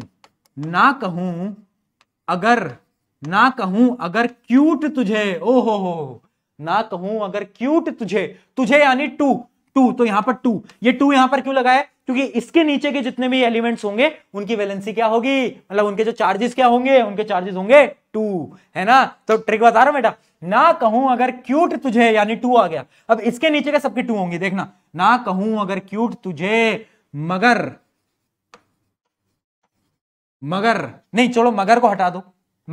ना कहूं अगर क्यूट तुझे मांगे कार, मांगे कार, जेन, जेन एक पूरी बड़ी पुरानी गाड़ी है, जेन फरारी, क्या बात है बेटा, मांगे जेन फरारी, जेन फरारी, क्यों, क्यों है ना, क्यों जो होता है आपका क्यों, सी यू, क्यों, क्यों, क्यों नहीं, क्यों नहीं, क्यों नहीं, तीन, क्यों नहीं तीन, बीच में तीन आ गया, यानी इसके नीचे के सारे क्या होंगे, तीन प्लस 3 चार्जेस के होंगे, क्यों नहीं तीन, Alto, legend Alto is back बेटा, लेजेंड ऑल्टो, ऑल्टो फरारी है ना, ऑल्टो फरारी। यानी या तो तुम देखो डायरेक्टली याद कर लो, अगर ट्रिक सुननी है तो शायरी याद कर लेना, ना कहूं अगर क्यूट तुझे, ना कहूं अगर क्यूट तुझे, टू आ गया बेटा, इसके नीचे सारे टू हैं, ना कहूं अगर क्यूट तुझे, मांगे कार जेन फरारी, मांगे कार जेन फरारी, क्यों, क्यों नहीं, क्यों नहीं तीन, तीन आ गया, इसके नीचे के सारे तीन हैं, क्यों नहीं तीन, ऑल्टो फरारी, ऑल्टो फरारी। तो ये एक ट्रिक है जिससे कि आप याद कर सकते हो सबके क्या, आप चार्जेस याद कर सकते हो, पहले के 1 है, फिर 2 आ गया, 2 है, फिर 3 है, ठीक है। ये बीच वाली लाइन है, ये एक बीच वाली लाइन है ना। अब इसमें तो ज्यादा कुछ बनाने की याद नहीं है, इसमें थोड़े सी एलिमेंट है, वो तुम याद भी कर सकते हो। अगर वैसे याद करना है तो इसके बहुत सारे वो होते हैं तरीके, जैसे कि हाय, हाय हेलो, हाय हेलो, कल, कल बाहर, कल बाहर आए, हाय हेलो कल बाहर आए, हाय हेलो कल बाहर आए, और सुनो, और सुनो, और सुनो, एन से है नाचें हाय हेलो कल बाहर आए और सुनो नाचें, ठीक है, पार्टी में जा रहे हैं भैया नाचेंगे, ठीक है, हाय हेलो कल बाहर आए और सुनो नाचें। तो याद रख लेना ये शुरू के -1 वाले चार्जेस हैं, ये -2 वाले हैं, और लास्ट आता है नाइट्राइड, नाइट्राइड होता है बेटा क्या, -3 का। अब ये जो है पॉलीएटॉमिक, ये बड़ी सिरदर्दी है और ये याद नहीं होती। अब इसके लिए इनके जो नाम है अमोनियम, वोनियम, इन सब नाम से एक ट्रिक मैंने बना दी है, और वो ट्रिक आप समझना, वो ट्रिक आप समझना, ये पढ़ाई से रिलेटेड ट्रिक है। ट्रिक क्या है, जैसे अमोनियम है तो अमोनियम में ए है, ठीक है, तो इसका चार्ज भी 1 है, तो मैं लिखूंगा इसमें आज, आज हाइड्रोक्साइड में -1 का चार्ज है, आज हम नाइट्रेट में NO3 माइनस है, 1 ही है, आज हम नहीं, फिर हाइड्रोजन कार्बोनेट आ गया HCO3 माइनस, आज हम नहीं हारेंगे, आज हम नहीं हारेंगे बेटा, आज हम नहीं हारेंगे, 2 बीच में लगा दो 2, क्योंकि अब इसके चे सबकी 2 है, ठीक है, आज हम नहीं हारेंगे, 2 चैप्टर, सी से आ जाएगा आपका चैप्टर, 2 चैप्टर, 2 चैप्टर, सारे के सारे सल्फाइट और सल्फेट, सारे के सारे 3, क्योंकि अब नीचे वाला 3 है, 3 बार फॉस्फेट को हम लिख सकते हैं, पढ़ेंगे, 3 बार पढ़ेंगे। तो अब याद कर लो, आज हम नहीं हारेंगे, आज हम नहीं हारेंगे, आज हम नहीं हारेंगे, ठीक है। फिर आ जाएगा 2 चैप्टर सारे के सारे 3 बार पढ़ेंगे, यानी फॉस्फेट क्या आ जाएगा, 3 बार पढ़ेंगे, PO4 3-। तो ये जो टेक्निक है ये बड़ी अच्छी टेक्निक है, जिसकी मदद से आप सारी चीजें ऐसे चुटकियों में याद कर सकते हो। अब भैया टेक्निक क्यों बताई, और भैया इतनी बड़ी टेबल कैसे याद होगी, देखो प्रैक्टिस से याद होगी, ट्रिक से याद कर लो, फिर 1-2 बार और प्रैक्टिस करोगे तो तुम्हें ऑटोमेटिकली याद हो जाएगी, है ना। ट्रिक्स बनाई जाती हैं बैक बेंचर्स के लिए, अगर तुम बैक बेंचर हो, याद नहीं करनी तो ट्रिक से करो, बट अगर तुम सीरियस स्टूडेंट हो तो प्लीज इनकी वैल्यूज डायरेक्टली ही याद कर लेना। अब ये भैया ये सारी कहानी, इतनी माथा आपने क्यों हमारा खराब करो, आप तो पॉइंट पे आओ। पॉइंट पे मैं आ जाता हूं, क्योंकि अब सवाल ही आ जाता है, why do atoms combine, atoms क्यों कंबाइन करते हैं, एटम्स मॉलिक्यूल क्यों बना रहे हैं, अभी मैंने आपको बताया ना, है ना, किसी पे पॉजिटिव नेगेटिव चार्ज क्यों जा रहा है, क्योंकि हर एक इंसान को, हर एक एटम को जिंदगी में स्टेबिलिटी चाहिए, उसको स्टेबल रहना है, अगले चैप्टर का टॉपिक है, उसको स्टेबल रहना है ना। और वहीं पर ही एक टॉपिक आ जाता है आपका वैलेंसी। वैलेंसी क्या होती है, डेफिनेशन याद रखना, बार बार पूछी जाती है, the combining capacity of an element is called valency, यानी एक एलिमेंट कितने लोगों से जुड़ सकता है। जैसे मेरी कंबाइनिंग कैपेसिटी है कि मैं लाखों बच्चों से जुड़ सकता हूं, तुम्हारी कंबाइनिंग कैपेसिटी है कि तुम यार 4 लोगों से जुड़ सकते हो, अपने स्कूल के बच्चों से जुड़ सकते हो, यहां जा सकते हो, तुम्हारी एक कंबाइनिंग कैपेसिटी है, मेरी कंबाइनिंग कैपेसिटी है, ऐसे हर एक एलिमेंट की कंबाइनिंग कैपेसिटी होती है, और उसी को हम बोलते हैं वैलेंसी। वैलेंसी क्या होता है, कंबाइनिंग कैपेसिटी ऑफ एलिमेंट। यानी भैया ये कंबाइनिंग कैपेसिटी क्या है, हमें थोड़ा सा एग्जांपल के साथ समझाओ। देखो अभी हमने टेबल देखी, उसके अंदर चार्ज थे, किसी के चार्ज +1 थे, किसी के -1 थे, किसी के +2 थे, किसी के -2 थे, किसी के +3 थे, किसी के -3 थे। तो वो जो 1 2 3 गेम चल रहा था ना, वही उनकी वैलेंसीज थी, और इसलिए मैंने उसको याद करने के लिए बोला। यानी उस टेबल से हमने सबकी वैलेंसी याद कर ली, है ना, कि अगर मैं तुमसे बोलूं कि भैया हाइड्रोजन की क्या होती है, तुम बोलोगे भैया +1 होती है, यानी उसकी वैलेंसी 1 है। 1 है, वो एक इंसान के साथ जुड़ सकता है, उसकी वैलेंसी क्या है, उसकी वैलेंसी 1 है। ठीक है, वैलेंसी में पॉजिटिव नेगेटिव नहीं होता, उसकी वैलेंसी 1 है। फिर आप बोलोगे कि भैया अच्छा भैया वो सोडियम की क्या होती है, सोडियम की भी 1 है, वैलेंसी क्या होती है 1। तो यानी वैलेंसी क्या होती है, कंबाइनिंग कैपेसिटी। क्या होती है, कंबाइनिंग कैपेसिटी, है ना। ये इंपॉर्टेंट है, क्यों, क्योंकि अभी हमने उस टेबल से सबकी वैलेंसीज याद कर ली, सारे के सारे कंपाउंड्स जो थे, कुछ एलिमेंट्स थे, कुछ पॉलीएटॉमिक आयंस थे, है ना, जो आपके अमोनियम वगैरह, तो उन सबकी हमने वैलेंसीज याद कर ली। बट भैया फॉर एग्जांपल जैसे सोडियम की वैलेंसी 1 है, उसके अलावा मैग्नीशियम की 2 है, क्लोरीन की 1 है, ठीक है। बट भैया ये सब हमने क्यों पढ़ा, क्योंकि अब हम करने जा रहे हैं सबसे इंपॉर्टेंट टॉपिक इस चैप्टर का, जो कि है नामकरण। यानी अब हम नेमिंग करेंगे, अब हम थोड़ा सा नाम वाम देने वाले हैं। भैया तैयार हो जाओ, है ना, जीवन में तुम्हें मैं मौका दे रहा हूं नाम देने का, है ना। जैसे घर वालों ने तुम्हारा नाम रखा चिंटू पिंटू, मोहन सिंटू पिंटू, नेहा सुनैना, श्रेया प्रिया मिश्रा, जो भी है, तो आज तुम नाम देने वाले हो, तो आ जाओ भाई नाम देना शुरू करें, क्या कहते हो, कर दे भाई, नाम देना शुरू करते हैं, है ना। नाम कैसे देंगे, वैलेंसीज की मदद से देंगे। चलिए स्टार्ट करते हैं। अब ये पूरी कहानी लिखी हुई है, बट मैं तो बोलता हूं अपन कहानी से क्यों समझे, अपन तो इंटेलिजेंट है ना, अपन इंटेलिजेंट है ना, तो अपन को कहानी की क्या जरूरत, ट्रिक से सीख लेते हैं। चलो आओ देखो, मान लो एक कंपाउंड आपसे बोला जाए कि make a formula of hydrogen chloride. तुम्हें क्या देखना है, सबसे पहले तुम्हें देखना है एक मॉलिक्यूल में कौन कौन सा एलिमेंट है। तुम पकड़ोगे हाइड्रोजन को, लिखो हाइड्रोजन, तुमने पकड़ा क्लोराइड को, लिखो Cl, ठीक है। अब हाइड्रोजन की वैलेंसी, या हाइड्रोजन की वैलेंसी पॉजिटिव नेगेटिव मत देखना, पॉजिटिव नेगेटिव मैंने बोला वो चार्जेस थे, किसी का पॉजिटिव था किसी ने, तुम बस वो 1 2 3 वो याद रखना। बताओ हाइड्रोजन कहां पर था भैया, हाइड्रोजन की 1 थी, है ना, 1 थी, ठीक है। क्लोरीन की क्या थी भैया, वो चार्ज में क्लोरीन कहां पर था भैया, उसकी माइनस थी, है ना। हाय हेलो कल, याद आ रहा है, हाय हेलो कल, हाँ बहुत बढ़िया, है ना, ठीक है। तो उसकी क्या थी, उसकी भी 1 थी। तो अब आपको क्या करना है, आपने एलिमेंट लिखे, नीचे उसकी वैलेंसी लिखी, और अब आपको कर देना है क्रॉस मल्टीप्लाई। इसको यहां पर मल्टीप्लाई कर दो, इसको यहां पर मल्टीप्लाई कर दो। किसी भी चीज को 1 से मल्टीप्लाई करोगे कुछ होगा क्या, कुछ नहीं होगा। तो 1 से करने से कुछ नहीं होगा, तो फाइनल आपका जो फॉर्मूला बन जाएगा वो बन जाएगा HCl, और यही होता है आपका हाइड्रोजन क्लोराइड। और यही ट्रिक है कि आपको 2 एलिमेंट लिखने हैं, नीचे वैलेंसीज लिखनी है, क्रॉस मल्टीप्लाई कर देना है, और आपका फॉर्मूला, केमिकल फॉर्मूला बन के आ गया। चलो एक और क्वेश्चन देखते हैं, अब बनाते हैं हाइड्रोजन सल्फाइड का। चलो हाइड्रोजन सल्फाइड, अब देखो पहले मैं लिख देता हूं हाइड्रोजन, फिर मैं लिख देता हूं सल्फाइड। अच्छा सल्फाइड कहां पर आता था भैया, यार कुछ तो था, है ना, वो आपने पूरी कहानी सुनाई थी हाय हेलो वगैरह वाली, उसमें था सल्फाइड का। और सुनो में आता था भैया S, और उसकी वो होती थी 2 होती थी। मैंने कहा बहुत बढ़िया, तो 2 आ गई और इसकी 1 आ गई, ठीक है। अब क्रॉस मल्टीप्लाई करो, तो 1 को किसी भी चीज से बेटा मल्टीप्लाई करोगे कुछ नहीं होगा, है ना, 1 एकदम न्यूट्रल है। बट 2 को मल्टीप्लाई करोगे तो भैया 2 तो लगाना पड़ेगा, है ना। तो ये 2 से मल्टीप्लाई हो गया, तो फाइनल आपका फॉर्मूला बन जाएगा H2, नीचे लगाएंगे बेटा 2, याद रखना H2S। ये आ गया आपका हाइड्रोजन सल्फाइड का आपका क्या फॉर्मूला।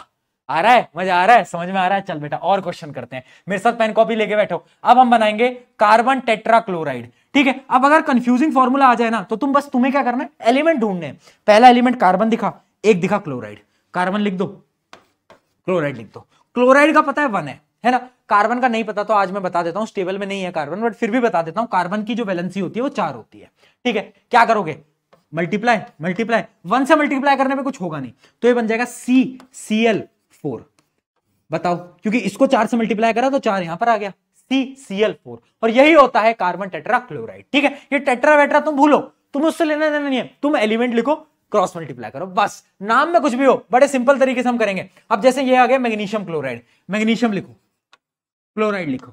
क्लोराइड का 1 याद है, मैग्नीशियम का क्या होता था, 2 होता था बेटा, याद कर ले, 2 होता था। क्रॉस मल्टीप्लाई कर, ये आ जाएगा MgCl2। बता हाँ कि ना, डन, ठीक है। तो इस प्रकार से अपन बहुत सारे क्वेश्चंस की और भी प्रैक्टिस कर सकते हैं। चलो और करते हैं, सोडियम कार्बोनेट। अब आ गया पॉलीएटॉमिक आयन। देखना कार्बोनेट क्या है बेटा, पॉलीएटॉमिक आयन, याद कर ले। सोडियम तो याद है ना, सोडियम याद है भैया, वैलेंसी 1 होती थी। कार्बोनेट याद कर ले, मारूंगा तेरे को मैं, क्या था कार्बोनेट भैया, वो पॉलीएटॉमिक में था, उसकी वैलेंसी जो होती थी भैया वो 2 होती थी। मैंने कहा बहुत बढ़िया, है ना। कार्बोनेट क्या होता था, CO3, और इसकी वैलेंसी होती थी 2। तो अब तूने इसको इधर करा, इसको इधर करा, तो ये आपका बन जाएगा Na2CO3। ठीक है, चलो अगले सवाल की तरफ चलते हैं। अब आ जाता है आपका क्या, अमोनियम सल्फेट। देखना बेटा, अमोनियम क्या होता था, देखो दोनों पॉलीएटॉमिक है। अमोनियम होता था NH4 और इसकी वैलेंसी क्या होती थी 1। सल्फेट क्या होता था SO4 और इसकी वैलेंसी होती थी 2। सल्फेट SO4 2- होता है, ठीक है।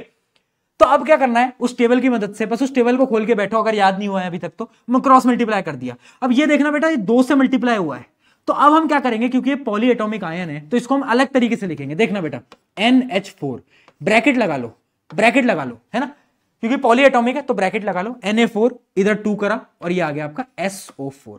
ये आ जाएगा आपका क्या, अमोनियम सल्फेट। क्या आ गया बेटा, अमोनियम सल्फेट। क्या ये बात एकदम क्लियर, मजा आ रहा है, समझ आ रहा है, जल्दी बोल जल्दी बोल। मेहनत से पढ़ा रहा हूं, इतनी डिटर्मिनेशन से पढ़ा रहा हूं, मैं चाहता हूं हर एक बच्चे को समझ आए, क्लियर हो, मजा आए, और वो इंथुसियाज्म, वो मोटिवेशन मुझे हर एक बच्चे के अंदर से चाहिए। चल आगे बढ़ते हैं, अगला देखते हैं, कुछ क्वेश्चन प्रैक्टिस करते हैं और करते हैं। आजा देखो, 1-2 क्वेश्चन करते हैं, बढ़िया बढ़िया से निकाल के लाता हूं तुम्हारे लिए। एक बढ़िया सवाल देखते हैं, जैसे कि एक सवाल मुझे बताओ, कॉपर 2 ब्रोमाइड। कॉपर 2 की वैलेंसी क्या होती है, कॉपर की होती है 2, ब्रोमाइड की क्या होती है, Br लिखते हैं हम इसको, इसकी क्या होती है, इसकी होती है 1, इसकी क्या होती है बेटा 1। तो ये क्या हो जाएगा, ये क्या हो जाएगा, CuBr2, है ना, कॉपर ब्रोमाइड। ठीक है, कॉपर ब्रोमाइड। ठीक है बेटा, अगला देखते हैं, अगला आ गया अपना अमोनियम कार्बोनेट। अमोनियम कार्बोनेट, अच्छा कार्बोनेट की क्या होती थी वैलेंसी, कार्बोनेट को हम क्या लिखते थे, CO3, वैलेंसी कितनी होती थी 2। एल्यूमिनियम, अच्छा अमोनियम है, अमोनियम, अच्छा तो अभी सॉल्व करा हमने, वही है ना सेम। अमोनियम क्या था, अमोनियम होता है NH4 और उसकी होती है 1, क्रॉस मल्टीप्लाई कर लेना। अगला देखो, अच्छा एक टाइप के क्वेश्चन में और बता देता हूं, मान लो एक क्वेश्चन में बताता हूं, मैग्नीशियम सल्फेट। अगर मैग्नीशियम है उसकी होती है 2 और सल्फेट है SO4 उसकी भी होती है 2, दोनों तरफ बराबर हो गए। जब भी आपकी वैलेंसीज दोनों तरफ बराबर हो गई तो फिर मैथ से बोलती है, जब भी दोनों चीजें बराबर हैं काट दो भैया, काट दो भैया, ये दोनों 1-1 हो जाएंगी, है ना। तो इसका फॉर्मूला बहुत सारे बच्चे लिखते हैं Mg2SO4 ऐसे नहीं लिखना है, क्योंकि कट जाएगा तो इसका डायरेक्ट फॉर्मूला बन जाएगा MgSO4, सिंपल MgSO4। तो याद रखना, जब भी दोनों तरफ वैलेंसीज बराबर हो काट देना, ठीक है। उसके अलावा और भी प्रैक्टिस आप कर सकते हो, जैसे कि एल्यूमिनियम नाइट्रेट आप कर लो, है ना, एल्यूमिनियम नाइट्रेट प्रैक्टिस करो। जल्दी मुझे बताओ एल्यूमिनियम नाइट्रेट क्या बनेगा, है ना। सोडियम सल्फेट कर लो, है ना, सोडियम सल्फेट, Na की वैलेंसी क्या होती है 1, सल्फेट की क्या होती है 2, क्रॉस मल्टीप्लाई करा, क्या आ गया Na2SO4। इस प्रकार से बहुत सारे क्वेश्चन कर सकते हो। मैग्नीशियम हाइड्रोक्साइड की करो, क्या बनेगा, मैग्नीशियम की वैलेंसी 2, हाइड्रोक्साइड क्या होता है OH होता है, वैलेंसी 1 होती है, MgOH2, है ना। जब भी पॉलीएटॉमिक आयन हो ब्रैकेट में 2 लिखना, यानी इसका जो फॉर्मूला बनेगा वो बनेगा Mg। ठीक है बेटा, इस प्रकार से ये कुछ क्वेश्चंस थे जो कि मैंने आपको समझा दिए बड़े आसान तरीके से। ऐसे हम बहुत सारे सवाल, बहुत सारे क्वेश्चंस को समय के साथ प्रैक्टिस कर सकते हैं, जितनी आपकी मर्जी हो आप उतने क्वेश्चन प्रैक्टिस करो, क्या ही दिक्कत है ना। चलिए देखते हैं, कुछ और सवाल बनाते हैं, कुछ और क्वेश्चन प्रैक्टिस करते हैं। अब देखो यहां पर बोला है मैच द फॉलोइंग, ऐसा सवाल आएगा, बड़ा इंपॉर्टेंट है, very very very important. Match the following आया, हमें बोला है कुछ, हमें फॉर्मूला गिवन है और यहां पर हमें उसके नाम गिवन है, हमें मैच करना है। तुम्हें मैंने नाम से फॉर्मूला बनाना सिखा दिया है। देखो सोडियम बाइकार्बोनेट, बाइकार्बोनेट क्या था, उस टेबल को याद करो आयंस वाली, उसमें बाइकार्बोनेट क्या था HCO3, वैलेंसी क्या थी 1, सोडियम की वैलेंसी कितनी होती है 1, तो ये बन जाएगा NaHCO3। तो ये जो है सोडियम बाइकार्बोनेट, ये कहां दिख रहा है, ये हमें सीधा ही दिख रहा है, ये तो ये रहा, बहुत बढ़िया। उसके अलावा सोडियम कार्बोनेट बना लो, सोडियम कार्बोनेट अभी बनाया Na2CO3, है ना, अभी बनाया जस्ट इससे पहले, तो इसको जोड़ दो। अच्छा अब आ जाता है सोडियम क्लोराइड, क्लोराइड की वैलेंसी 1, सोडियम की 1 से 1 कट गया NaCl, तो ये आ गया आपका NaCl। अच्छा सोडियम फॉस्फेट क्या होगा, सोडियम फॉस्फेट, अच्छा फॉस्फेट बड़ा ही इंपॉर्टेंट है, क्यों, क्योंकि जो फॉस्फेट होता है ना बेटा, वो आयन होता है PO4 और इसकी वैलेंसी होती है 3, सोडियम की होती है 1, तो 3 यहां पर ट्रांसफर हो जाएगा Na3PO4, जो कि अपना यहां पर। तो ये आपकी मैच द कॉलम होगा, जो भी ऑप्शन आए उसको आप फटाफट से टिक कर देना। इस प्रकार के सवाल आपके आ रहे होते हैं, ठीक है। 1-2 क्वेश्चन और दिखाऊंगा इसी टाइप के, ठीक है, जैसे कि आप इनके फॉर्मूला बना सकते हो। अच्छा एक ये क्वेश्चन बताओ मुझे, which of the following symbol of the element are incorrect, इनमें से कौन सा सिंबल आपको इनकरेक्ट लग रहा है, बताओ।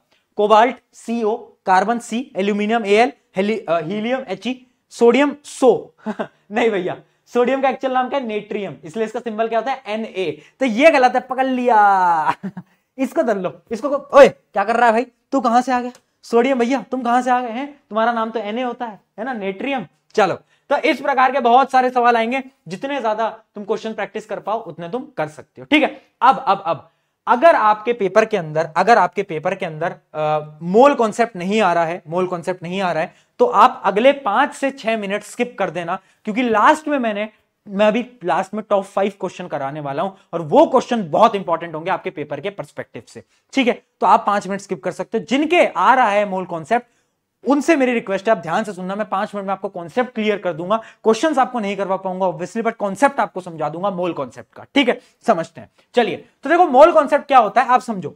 मैं अगर मार्केट में गया, मैंने बोला मुझे केले दे दे, तो उसने बोला यार केले कैसे दूं, मैंने कहा 1 दर्जन दे दे। तो 1 दर्जन का मतलब क्या है, 1 दर्जन का मतलब है 12 केले, 12 केले, हाँ या ना बोल। सिमिलरली जो शब्द है ना मोल, इसका भी एक मतलब होता है। 1 मोल का मतलब होता है 6.022 इंटू 10⁻⁻23 पार्टिकल। यानी मैं बोल रहा हूं 1 दर्जन, तो उसने मुझे 12 केले दे दिए। अगर मैंने उससे बोला होता 1 मोल केले दे दे, और वो साइंस का स्टूडेंट होता, तो वो मुझे 6.022 इंटू 10⁻23 इतने केले दे देता। और यही वैल्यू होती है 1 मोल की। और ये आपके जो एटम्स होते हैं उनके लिए यूज किया जाता है, क्योंकि एटम्स बहुत छोटे हैं एटम्स। तो इतने ज्यादा एटम्स 1 मोल के अंदर होते हैं, है ना। तो 1 मोल भी 1 दर्जन की तरह एक यूनिट है, कि 1 मोल में इतने सारे पार्टिकल्स होते हैं। तो याद रखना, अगर आपसे कोई बोले 1 मोल पार्टिकल, यानी 6 इंटू 6.022 इंटू 10⁻23 इतने ज्यादा पार्टिकल्स आपके पास 1 मोल के अंदर होते हैं। तो पहली चीज तो हो गई मोल की। अब अच्छा, यही जो नंबर होता है बेटा, इसी को हम बोलते हैं क्या, इसी को हम बोलते हैं आपका एवोगैड्रो नंबर। क्या बोलते हैं बेटा, एवोगैड्रो नंबर। अब अगला जो पॉइंट आ जाता है इसके अंदर बड़ा इंपॉर्टेंट, वो है मोलर मास। देखो अभी तक हम क्या कर रहे थे, सारे मासेस, जैसे मैंने बोला हाइड्रोजन, मैं बोल रहा था 1 एटॉमिक मास यूनिट, है ना। सिमिलरली मोलर मास क्या होता है कि मास ऑफ हाइड्रोजन ऑफ 1 मोल, यानी 1 मोल हाइड्रोजन का कितना मास होगा। 1 मोल में कितने हाइड्रोजन होंगे बेटा, 6.022 इंटू 10⁻23। यानी इतने सारे हाइड्रोजन को अगर मैं साथ में जोड़ लूं तो कितना होगा बताओ कितना होगा। और यहीं पर ही आपका मोल कॉन्सेप्ट काम करता है। वो ये बोलता है कि आपको मोलर मास निकालने के लिए कुछ नहीं करना, जो आपने एटॉमिक मास याद करें ना, 1U 16U 5U जितने भी आपने याद करें, उस U को हटा के ग्राम में कन्वर्ट कर दो। यानी अगर मेरे हाइड्रोजन का 1U था मास, तो उसका मोलर मास होगा 1 ग्राम। अगर ऑक्सीजन का था 16U, तो इसका मोलर मास होगा 16 ग्राम। बस ट्रिक है ना, कि U को बस ग्राम में कन्वर्ट कर दो, ग्राम में चीजें कन्वर्ट हो गई, है ना। और वही मेरा कहलाता है मोलर मास, है ना। मोलर मास कुछ नहीं है, ग्राम के अंदर आपको कन्वर्ट कर देना है, वो कहलाता है आपका मोलर मास, ठीक है। जैसे आपका एक सल्फर था, सल्फर का 1 ग्राम, सल्फर में जब हमने मास निकाला था तो हमने एटॉमिक मास में निकाला था। बट अगर क्वेश्चन ये पूछा जाए कि मोलर मास कितना है, तो कुछ नहीं करना, ग्राम में कन्वर्ट कर देना, सेम वैल्यू ग्राम में कन्वर्ट कर दोगे, वही आपकी हो जाएगी मोलर मास, ठीक है। इसकी डेफिनेशन याद रखना, मोलर मास क्या होता है। मोलर मास होता है कि 1 मोल हाइड्रोजन को अगर हम लेंगे तो उसका जो मास होगा वो हमारा कहलाता है उसका मोलर मास, ठीक है। अब कुछ फॉर्मूलेज आ जाते हैं, 2 ही फॉर्मूले हैं, ये तीसरा याद करने की जरूरत नहीं है, सिर्फ यही याद कर लोगे काम बन जाएगा। पहला फॉर्मूला बोलता है, अगर मुझे नंबर ऑफ मोल्स निकालने, मान लो मुझे गिवन है 32 grams of oxygen, 32 grams of oxygen मुझे गिवन है, और बोला कि 32 ग्राम्स ऑफ ऑक्सीजन में कितने मोल्स हैं ऑक्सीजन के। तो एक फॉर्मूला होता है, मोल्स निकालने के लिए आपको क्या करना है, mass of given substance by molar mass. Oxygen का मोलर मास क्या है, 16 ग्राम है, याद आ गया ना, बस ग्राम में कन्वर्ट कर देना है। तो बस मुझे इस 32 को 16 से डिवाइड कर देना था, जो कि आ गया 2, और यही है नंबर ऑफ मोल्स। तो किसी भी चीज के मैं नंबर ऑफ मोल्स निकाल सकता हूं अगर मुझे कुछ गिवन सब्सटेंस की वैल्यू गिवन है, ठीक है। तो याद रखना, moles equals to mass of given substance by molar mass. अगला एक और फॉर्मूला आ जाता है, जो कि होता है, हम मोल एक और तरीके से निकाल सकते हैं। कैसे निकाल सकते हैं, अगर मुझे गिवन है कि कितने नंबर ऑफ पार्टिकल हैं, इमेजिन करो मुझे गिवन है कि ऑक्सीजन के 6.022 इंटू 10⁻23 पार्टिकल्स हैं मेरे पास, तो बताओ कितने मोल ऑक्सीजन है मेरे पास, है ना। तो मैं क्या करूंगा, एक फॉर्मूला है, जितने गिवन पार्टिकल हो उसको डिवाइड कर लेना एवोगैड्रो नंबर से। एवोगैड्रो नंबर क्या था 6.02 × 10⁻23।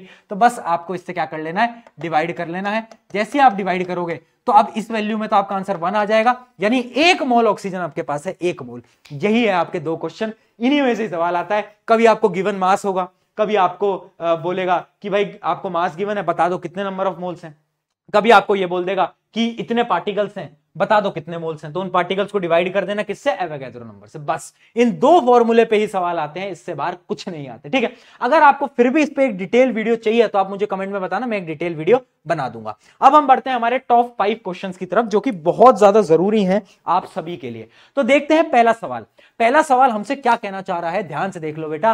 पहला सवाल ये बोल रहा है 10 gram of silver nitrate solution is added to 10 gram of sodium chloride. क्या बात है ना। अच्छा, इसके फॉर्मूले बनाना एक बार, है ना, अगर तुम्हें याद हो थोड़ा बहुत, है ना। वैलेंसीज अगर याद है, सिल्वर की वैलेंसी 1 होती है, मैं बता देता हूं, है ना। नाइट्रेट की तुम्हें याद होनी चाहिए, अभी लिखवाई। ठीक है, सिल्वर नाइट्रेट एक 10 ग्राम का है ना, और उसको हमने ऐड करा है सोडियम क्लोराइड के अंदर। 2 कंपाउंड है, उनको हमने जोड़ा। What changes in the mass do you expect after reaction. हमने दोनों को जोड़ा, क्या मास बदलेगा रिएक्शन के बाद? बदलेगा तो क्यों बदलेगा, नहीं बदलेगा तो क्यों बदलेगा, जल्दी बताओ। ठीक है, बताओ। अरे नहीं बदलेगा यार, कैसे बदल जाएगा, ऑब्वियस ही बात है। No changes in the mass, शुरू में पढ़ा था law of conservation of mass, जो कि ये बोलता है mass of reactant mass of product दोनों सेम भैया, कोई बदलाव नहीं। मैंने कहा बहुत सही, चलो बड़ा सिंपल था। अगला एलिमेंट एक्स, ये एक्स को अपनी जिंदगी से बेटा देखो, साइंस के साथ साथ ज्ञान की बात बताता हूं, एक्स को अपनी जिंदगी से निकाल दो। जब तक तुम्हारी जिंदगी में एक्स है बड़ी प्रॉब्लम रहेंगी, बट हाँ साइंस वाला एक्स हमारे लिए जरूरी है। Element X has a valency of 2 and element Y has a valency of 3। यानी एक एक्स है जिसकी वैलेंसी है 2, है ना, और एक वाई है जिसकी वैलेंसी है 3। आपको ये बताना है कि अगर ये दोनों अपने अपने ऑक्साइड बनाए, ऑक्साइड क्या होता है बेटा, ऑक्साइड क्या होता है, ऑक्सीजन के साथ रिएक्शन करें तो एक कैसी रिएक्शन करेंगी। यानी मान लो अगर ये एक्स बोले कि भैया मैं तो ऑक्सीजन के साथ रिएक्शन करूंगा, फिर वाई बोले मैं भी ऑक्सीजन के साथ रिएक्शन करूंगा, तो ये क्या कंपाउंड बनाएंगे, सोचो। ऑक्सीजन की वैलेंसी क्या होती है बेटा, 2 होती है। चलो बना के देख लेते हैं। एक्स की वैलेंसी 2, ऑक्सीजन की वैलेंसी 2, क्रॉस मल्टीप्लाई करना है। बट क्योंकि हमें दोनों सेम दिख गए, जैसे ही सेम दिख जाए काट देना भैया, 1 1 कर देना, है ना। तो ये आपका बन जाएगा XO। क्या बन जाएगा, XO। क्या बनेगा बेटा, XO। अब Y के साथ बना के देख लेते हैं, Y और O। Y क्या है, Y है आपका 3, ऑक्सीजन है 2। अरे 0 क्यों लिख दिया भैया, 2। ये कर दो इधर, ये कर दो इधर, तो ये क्या बन जाएगा, ये बन जाएगा आपका Y2O3। Y2O3 कौन से ऑप्शन में मैच हो रहा है, जल्दी से बता दो, कौन से ऑप्शन के अंदर आपका जो है मैच हो रहा है, Y2O3। ठीक है, जल्दी बताएं। क्या हो गया भैया, किसी में मैच नहीं हो रहा, क्यों भाई, क्या हो गया? अच्छा, ऑप्शंस में गलती है। Y की वैलेंसी हमें 3 गिवन है, तो हाँ Y की वैलेंसी 3 गिवन है, तो क्या दिक्कत है? सही तो हमने सही बनाया बेटा, सही बनाया अपन ने, यही आएगा Y2O3 आएगा। अच्छा, इसके अंदर XO होना चाहिए, ऑप्शन सी होना चाहिए बेटा, ऑप्शन सी होना चाहिए, ये आपका करेक्ट होना चाहिए। ठीक है, ऑक्साइड जो होते हैं, ऑक्सीजन की जो वैलेंसी होती है वो हमेशा 2- होती है ना, 2 होती है, यानी ऑक्सीजन की वैलेंसी, ये मैं आपको बता देता हूं, है ना, उस टेबल के अंदर भी थी, आप जाकर देखना, बट मैं आपको फिर भी बता देता हूं। ठीक है, चलिए अगले सवाल की तरफ बढ़ जाते हैं। अरे कहां गया भैया अगला सवाल, आ जा। असर्शन रीजनिंग, इस चैप्टर से असर्शन रीजनिंग तुम्हारे पेपर के अंदर एक सवाल पक्का आ रहा है, गारंटेड। देखना कौन सा सवाल आ सकता है। वाटर मॉलिक्यूल, असर्शन पढ़ो, water molecule always contains hydrogen and oxygen in ratio 1:8। क्या ये बात सही है? क्या हाइड्रोजन ऑक्सीजन, अगर ये तूने गलत दिया ना भाई इतनी मेहनत करी है ना मैंने तेरे लिए, तेरे एग्जाम के लिए, अगर तूने इसको भी गलत दिया ना, आज खून खराब हो जाएगा अपने बीच में, मैं सही बता रहा हूँ यार, ऐसे मत करा करो, बड़ा डिसअपॉइंटेड होता है। ये याद होनी चाहिए ना वैल्यू अभी तक तो, 1:8, पानी, हाइड्रोजन, ऑक्सीजन, बिस्लरी एग्जाम्पल समझाया था, बहुत बढ़िया। अगला, water always laws of constant proportion irrespective of the source and method of preparation. इनमें से कौन सी बात सही है? देखो असर्शन एकदम सही है, पानी इसी रेशियो में होता है, ठीक है, और इसका रीजन इन्होंने दिया है क्योंकि जो पानी जब बनता है तो वो लॉ ऑफ कांस्टेंट प्रोपोर्शन को फॉलो करता है। ये बात भी सही है और ये इसका करेक्ट रीजन भी है, तो इसका आंसर होगा both assertion and reasoning are true and reason is the correct explanation, तो इसका ए आ जाएगा बेटा। ठीक है, जिसने ए दिया है खुद को एक टॉफी मेरी तरफ से गिफ्ट कर लेना, है ना, छोटी सी सस्ती वाली टॉफी। चलो अगला देखते हैं। Which statement correctly explains the difference between 2O O2 और O3 वेरी इंपॉर्टेंट, आपके पेपर के अंदर दिखने की चांसेस आर 90%, लगभग है ना, स्कूल के हाथ में वैसे तो है ना, बट ठीक देख लेंगे, बहुत स्कूल में आएगा पेपर ये क्वेश्चन। अब देखो तीन चीजें हैं, एक है 2O, एक है O2 और O3। ये क्या है, देखो एक डिफरेंस समझ लो बेटा कि जब भी आपके ये 2O है ना, यानी दो एटम्स हैं, ये देखो दो एटम्स हैं, ये क्या है, दो एटम्स, और ये मॉलिक्यूल नहीं बने हैं। जब भी दो आगे की तरफ होता है ना, या फिर यहां पर कुछ भी होता है, यानी एटम्स अलग अलग हैं, इनके बीच में दोस्ती नहीं हुई है, अभी फोर्स ऑफ अट्रैक्शन नहीं आई है, ये दूर से है। मान लो तुम्हारी क्लास का स्टूडेंट और दूसरी क्लास का स्टूडेंट, तुम्हारे बीच में दोस्ती नहीं है, तुम कह रहे हो अच्छा ठीक है भाई होगा कोई, वो कह रहा है अच्छा होगा भाई कोई, है ना, तो तुम दूर दूर हो, यानी जब भी 2 आ जाए तो समझना है दो एटम्स हैं जो कि अभी कंबाइन नहीं हुए हैं। बट अगर O2 इस प्रकार से दिखे जहां पर आपका नीचे O2 या फिर नीचे O3, यानी ये मॉलिक्यूल बन चुका है, तो O2 होता है डाई एटॉमिक मॉलिक्यूल, O3 होता है ट्राई एटॉमिक मॉलिक्यूल। तो याद रखना इनमें वेरिएशन क्या है, ये है दो अलग अलग एटम्स जो कि दूर हैं, और ये है मॉलिक्यूल जो कि जुड़ चुके हैं, और ये भी मॉलिक्यूल है जो कि जुड़ चुके हैं। ठीक है बेटा, इनमें डिफरेंस क्या है पढ़ लेते हैं। कौन सा आपका जो ऑप्शन है मैच हो रहा है ये पढ़ते हैं।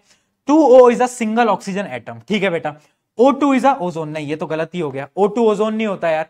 देखो कौन सा ऑप्शन मैच कर रहा है एक बार बताओ, पहला वाला ही पढ़ लेते हैं। 2O represent to separate oxygen, एकदम बात सही। O2 is a molecule of oxygen, एकदम बात सही। O3 is the molecule of ozone, एकदम बात सही है ना, कि ये क्या है, ये आपका ओजोन बना के आपको दे रहा है। तो आपका ए ऑप्शन जो है वो एकदम सही हो जाएगा। जब भी 2O आपको 2 बाहर दिखे तो समझ लेना गड़बड़ है दया, कुछ तो गड़बड़ है दया, पता लगाओ क्या गड़बड़ है। ठीक है चलिए, तो इसी के साथ हमारा आखिरी सवाल आ चुका है, बहुत बढ़िया, देखते हैं इसका आंसर।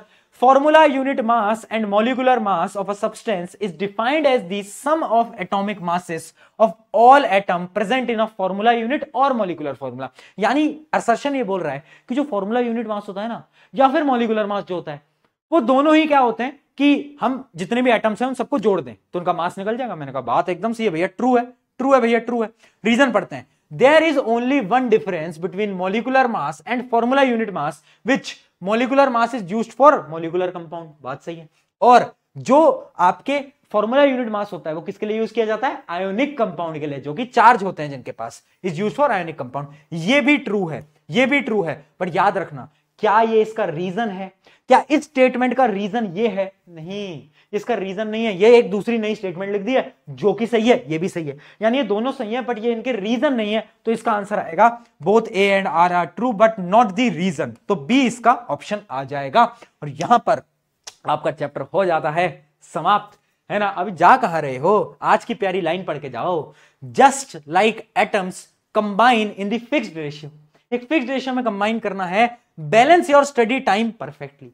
जिसके साथ भी आप कॉम्बिनेशन बनाने की सोच रहे हो बेटा, जीवन में हमेशा बराबरी पे चलना है ना, बराबरी में चलना है। दोस्ती भी बराबरी में करनी है। यार दोस्त तुम्हारे साथ है, तुम भी तुम्हारे दोस्त के साथ हो, जब तुम्हें जरूरत पड़े तुम्हारा दोस्त तुम्हारे साथ खड़ा है, जब उसको दिक्कत हो तो तुम उसके साथ खड़े हो, ये होती है परफेक्ट दोस्ती। और दोस्ती में भी law of constant proportion follow होता है। तो अपने दोस्तों को बता देना कि भैया दोस्ती ये नहीं होती कि तुम उसकी मदद करे जा रहे हो, वो बिल्कुल ही नहीं कर रहा कुछ, उससे कोई फर्क ही नहीं पड़ता तुमसे, वो दोस्ती नहीं है बेटा, वो दोस्ती नहीं है। याद रखना ये बहुत इंपॉर्टेंट लाइन है। और इसी मोटिवेशन के साथ जाओ, पढ़ाई करो, एग्जाम को फोड़ो, और जब एग्जाम हो जाए तो आना कमेंट सेक्शन के अंदर बताना क्या इस वीडियो से आपकी मदद हुई या नहीं हुई। उसके साथ साथ यार एक काम कर देना, इंस्टाग्राम आईडी दे रहा हूं, अगर ये लेक्चर अच्छा लगा है या फिर बुरा भी लगा है तो एक स्टोरी जरूर स्टोरी लगाना इंस्टाग्राम पे, ताकि मैं आपकी स्टोरी देख पाऊं। डीएम्स में आपके देख नहीं पाता, स्टोरी देखूंगा, उसमें बताना अगर अच्छा लगा तो बताना, अगर कोई कमी आपको लगी वो भी बताना, ताकि मैं वो भी देखूं कि हाँ कि उसको हम इंप्रूव कर पाए। ठीक है, और अगला लेक्चर किस टॉपिक पे चाहिए वो भी जरूर बताना। ऑन दिस नोट, शुक्रिया एवरीवन, मैं हूं आपका प्रशांत भैया। याद रखेंगे, why to fear when your Prashant भैया इज हियर। Take care.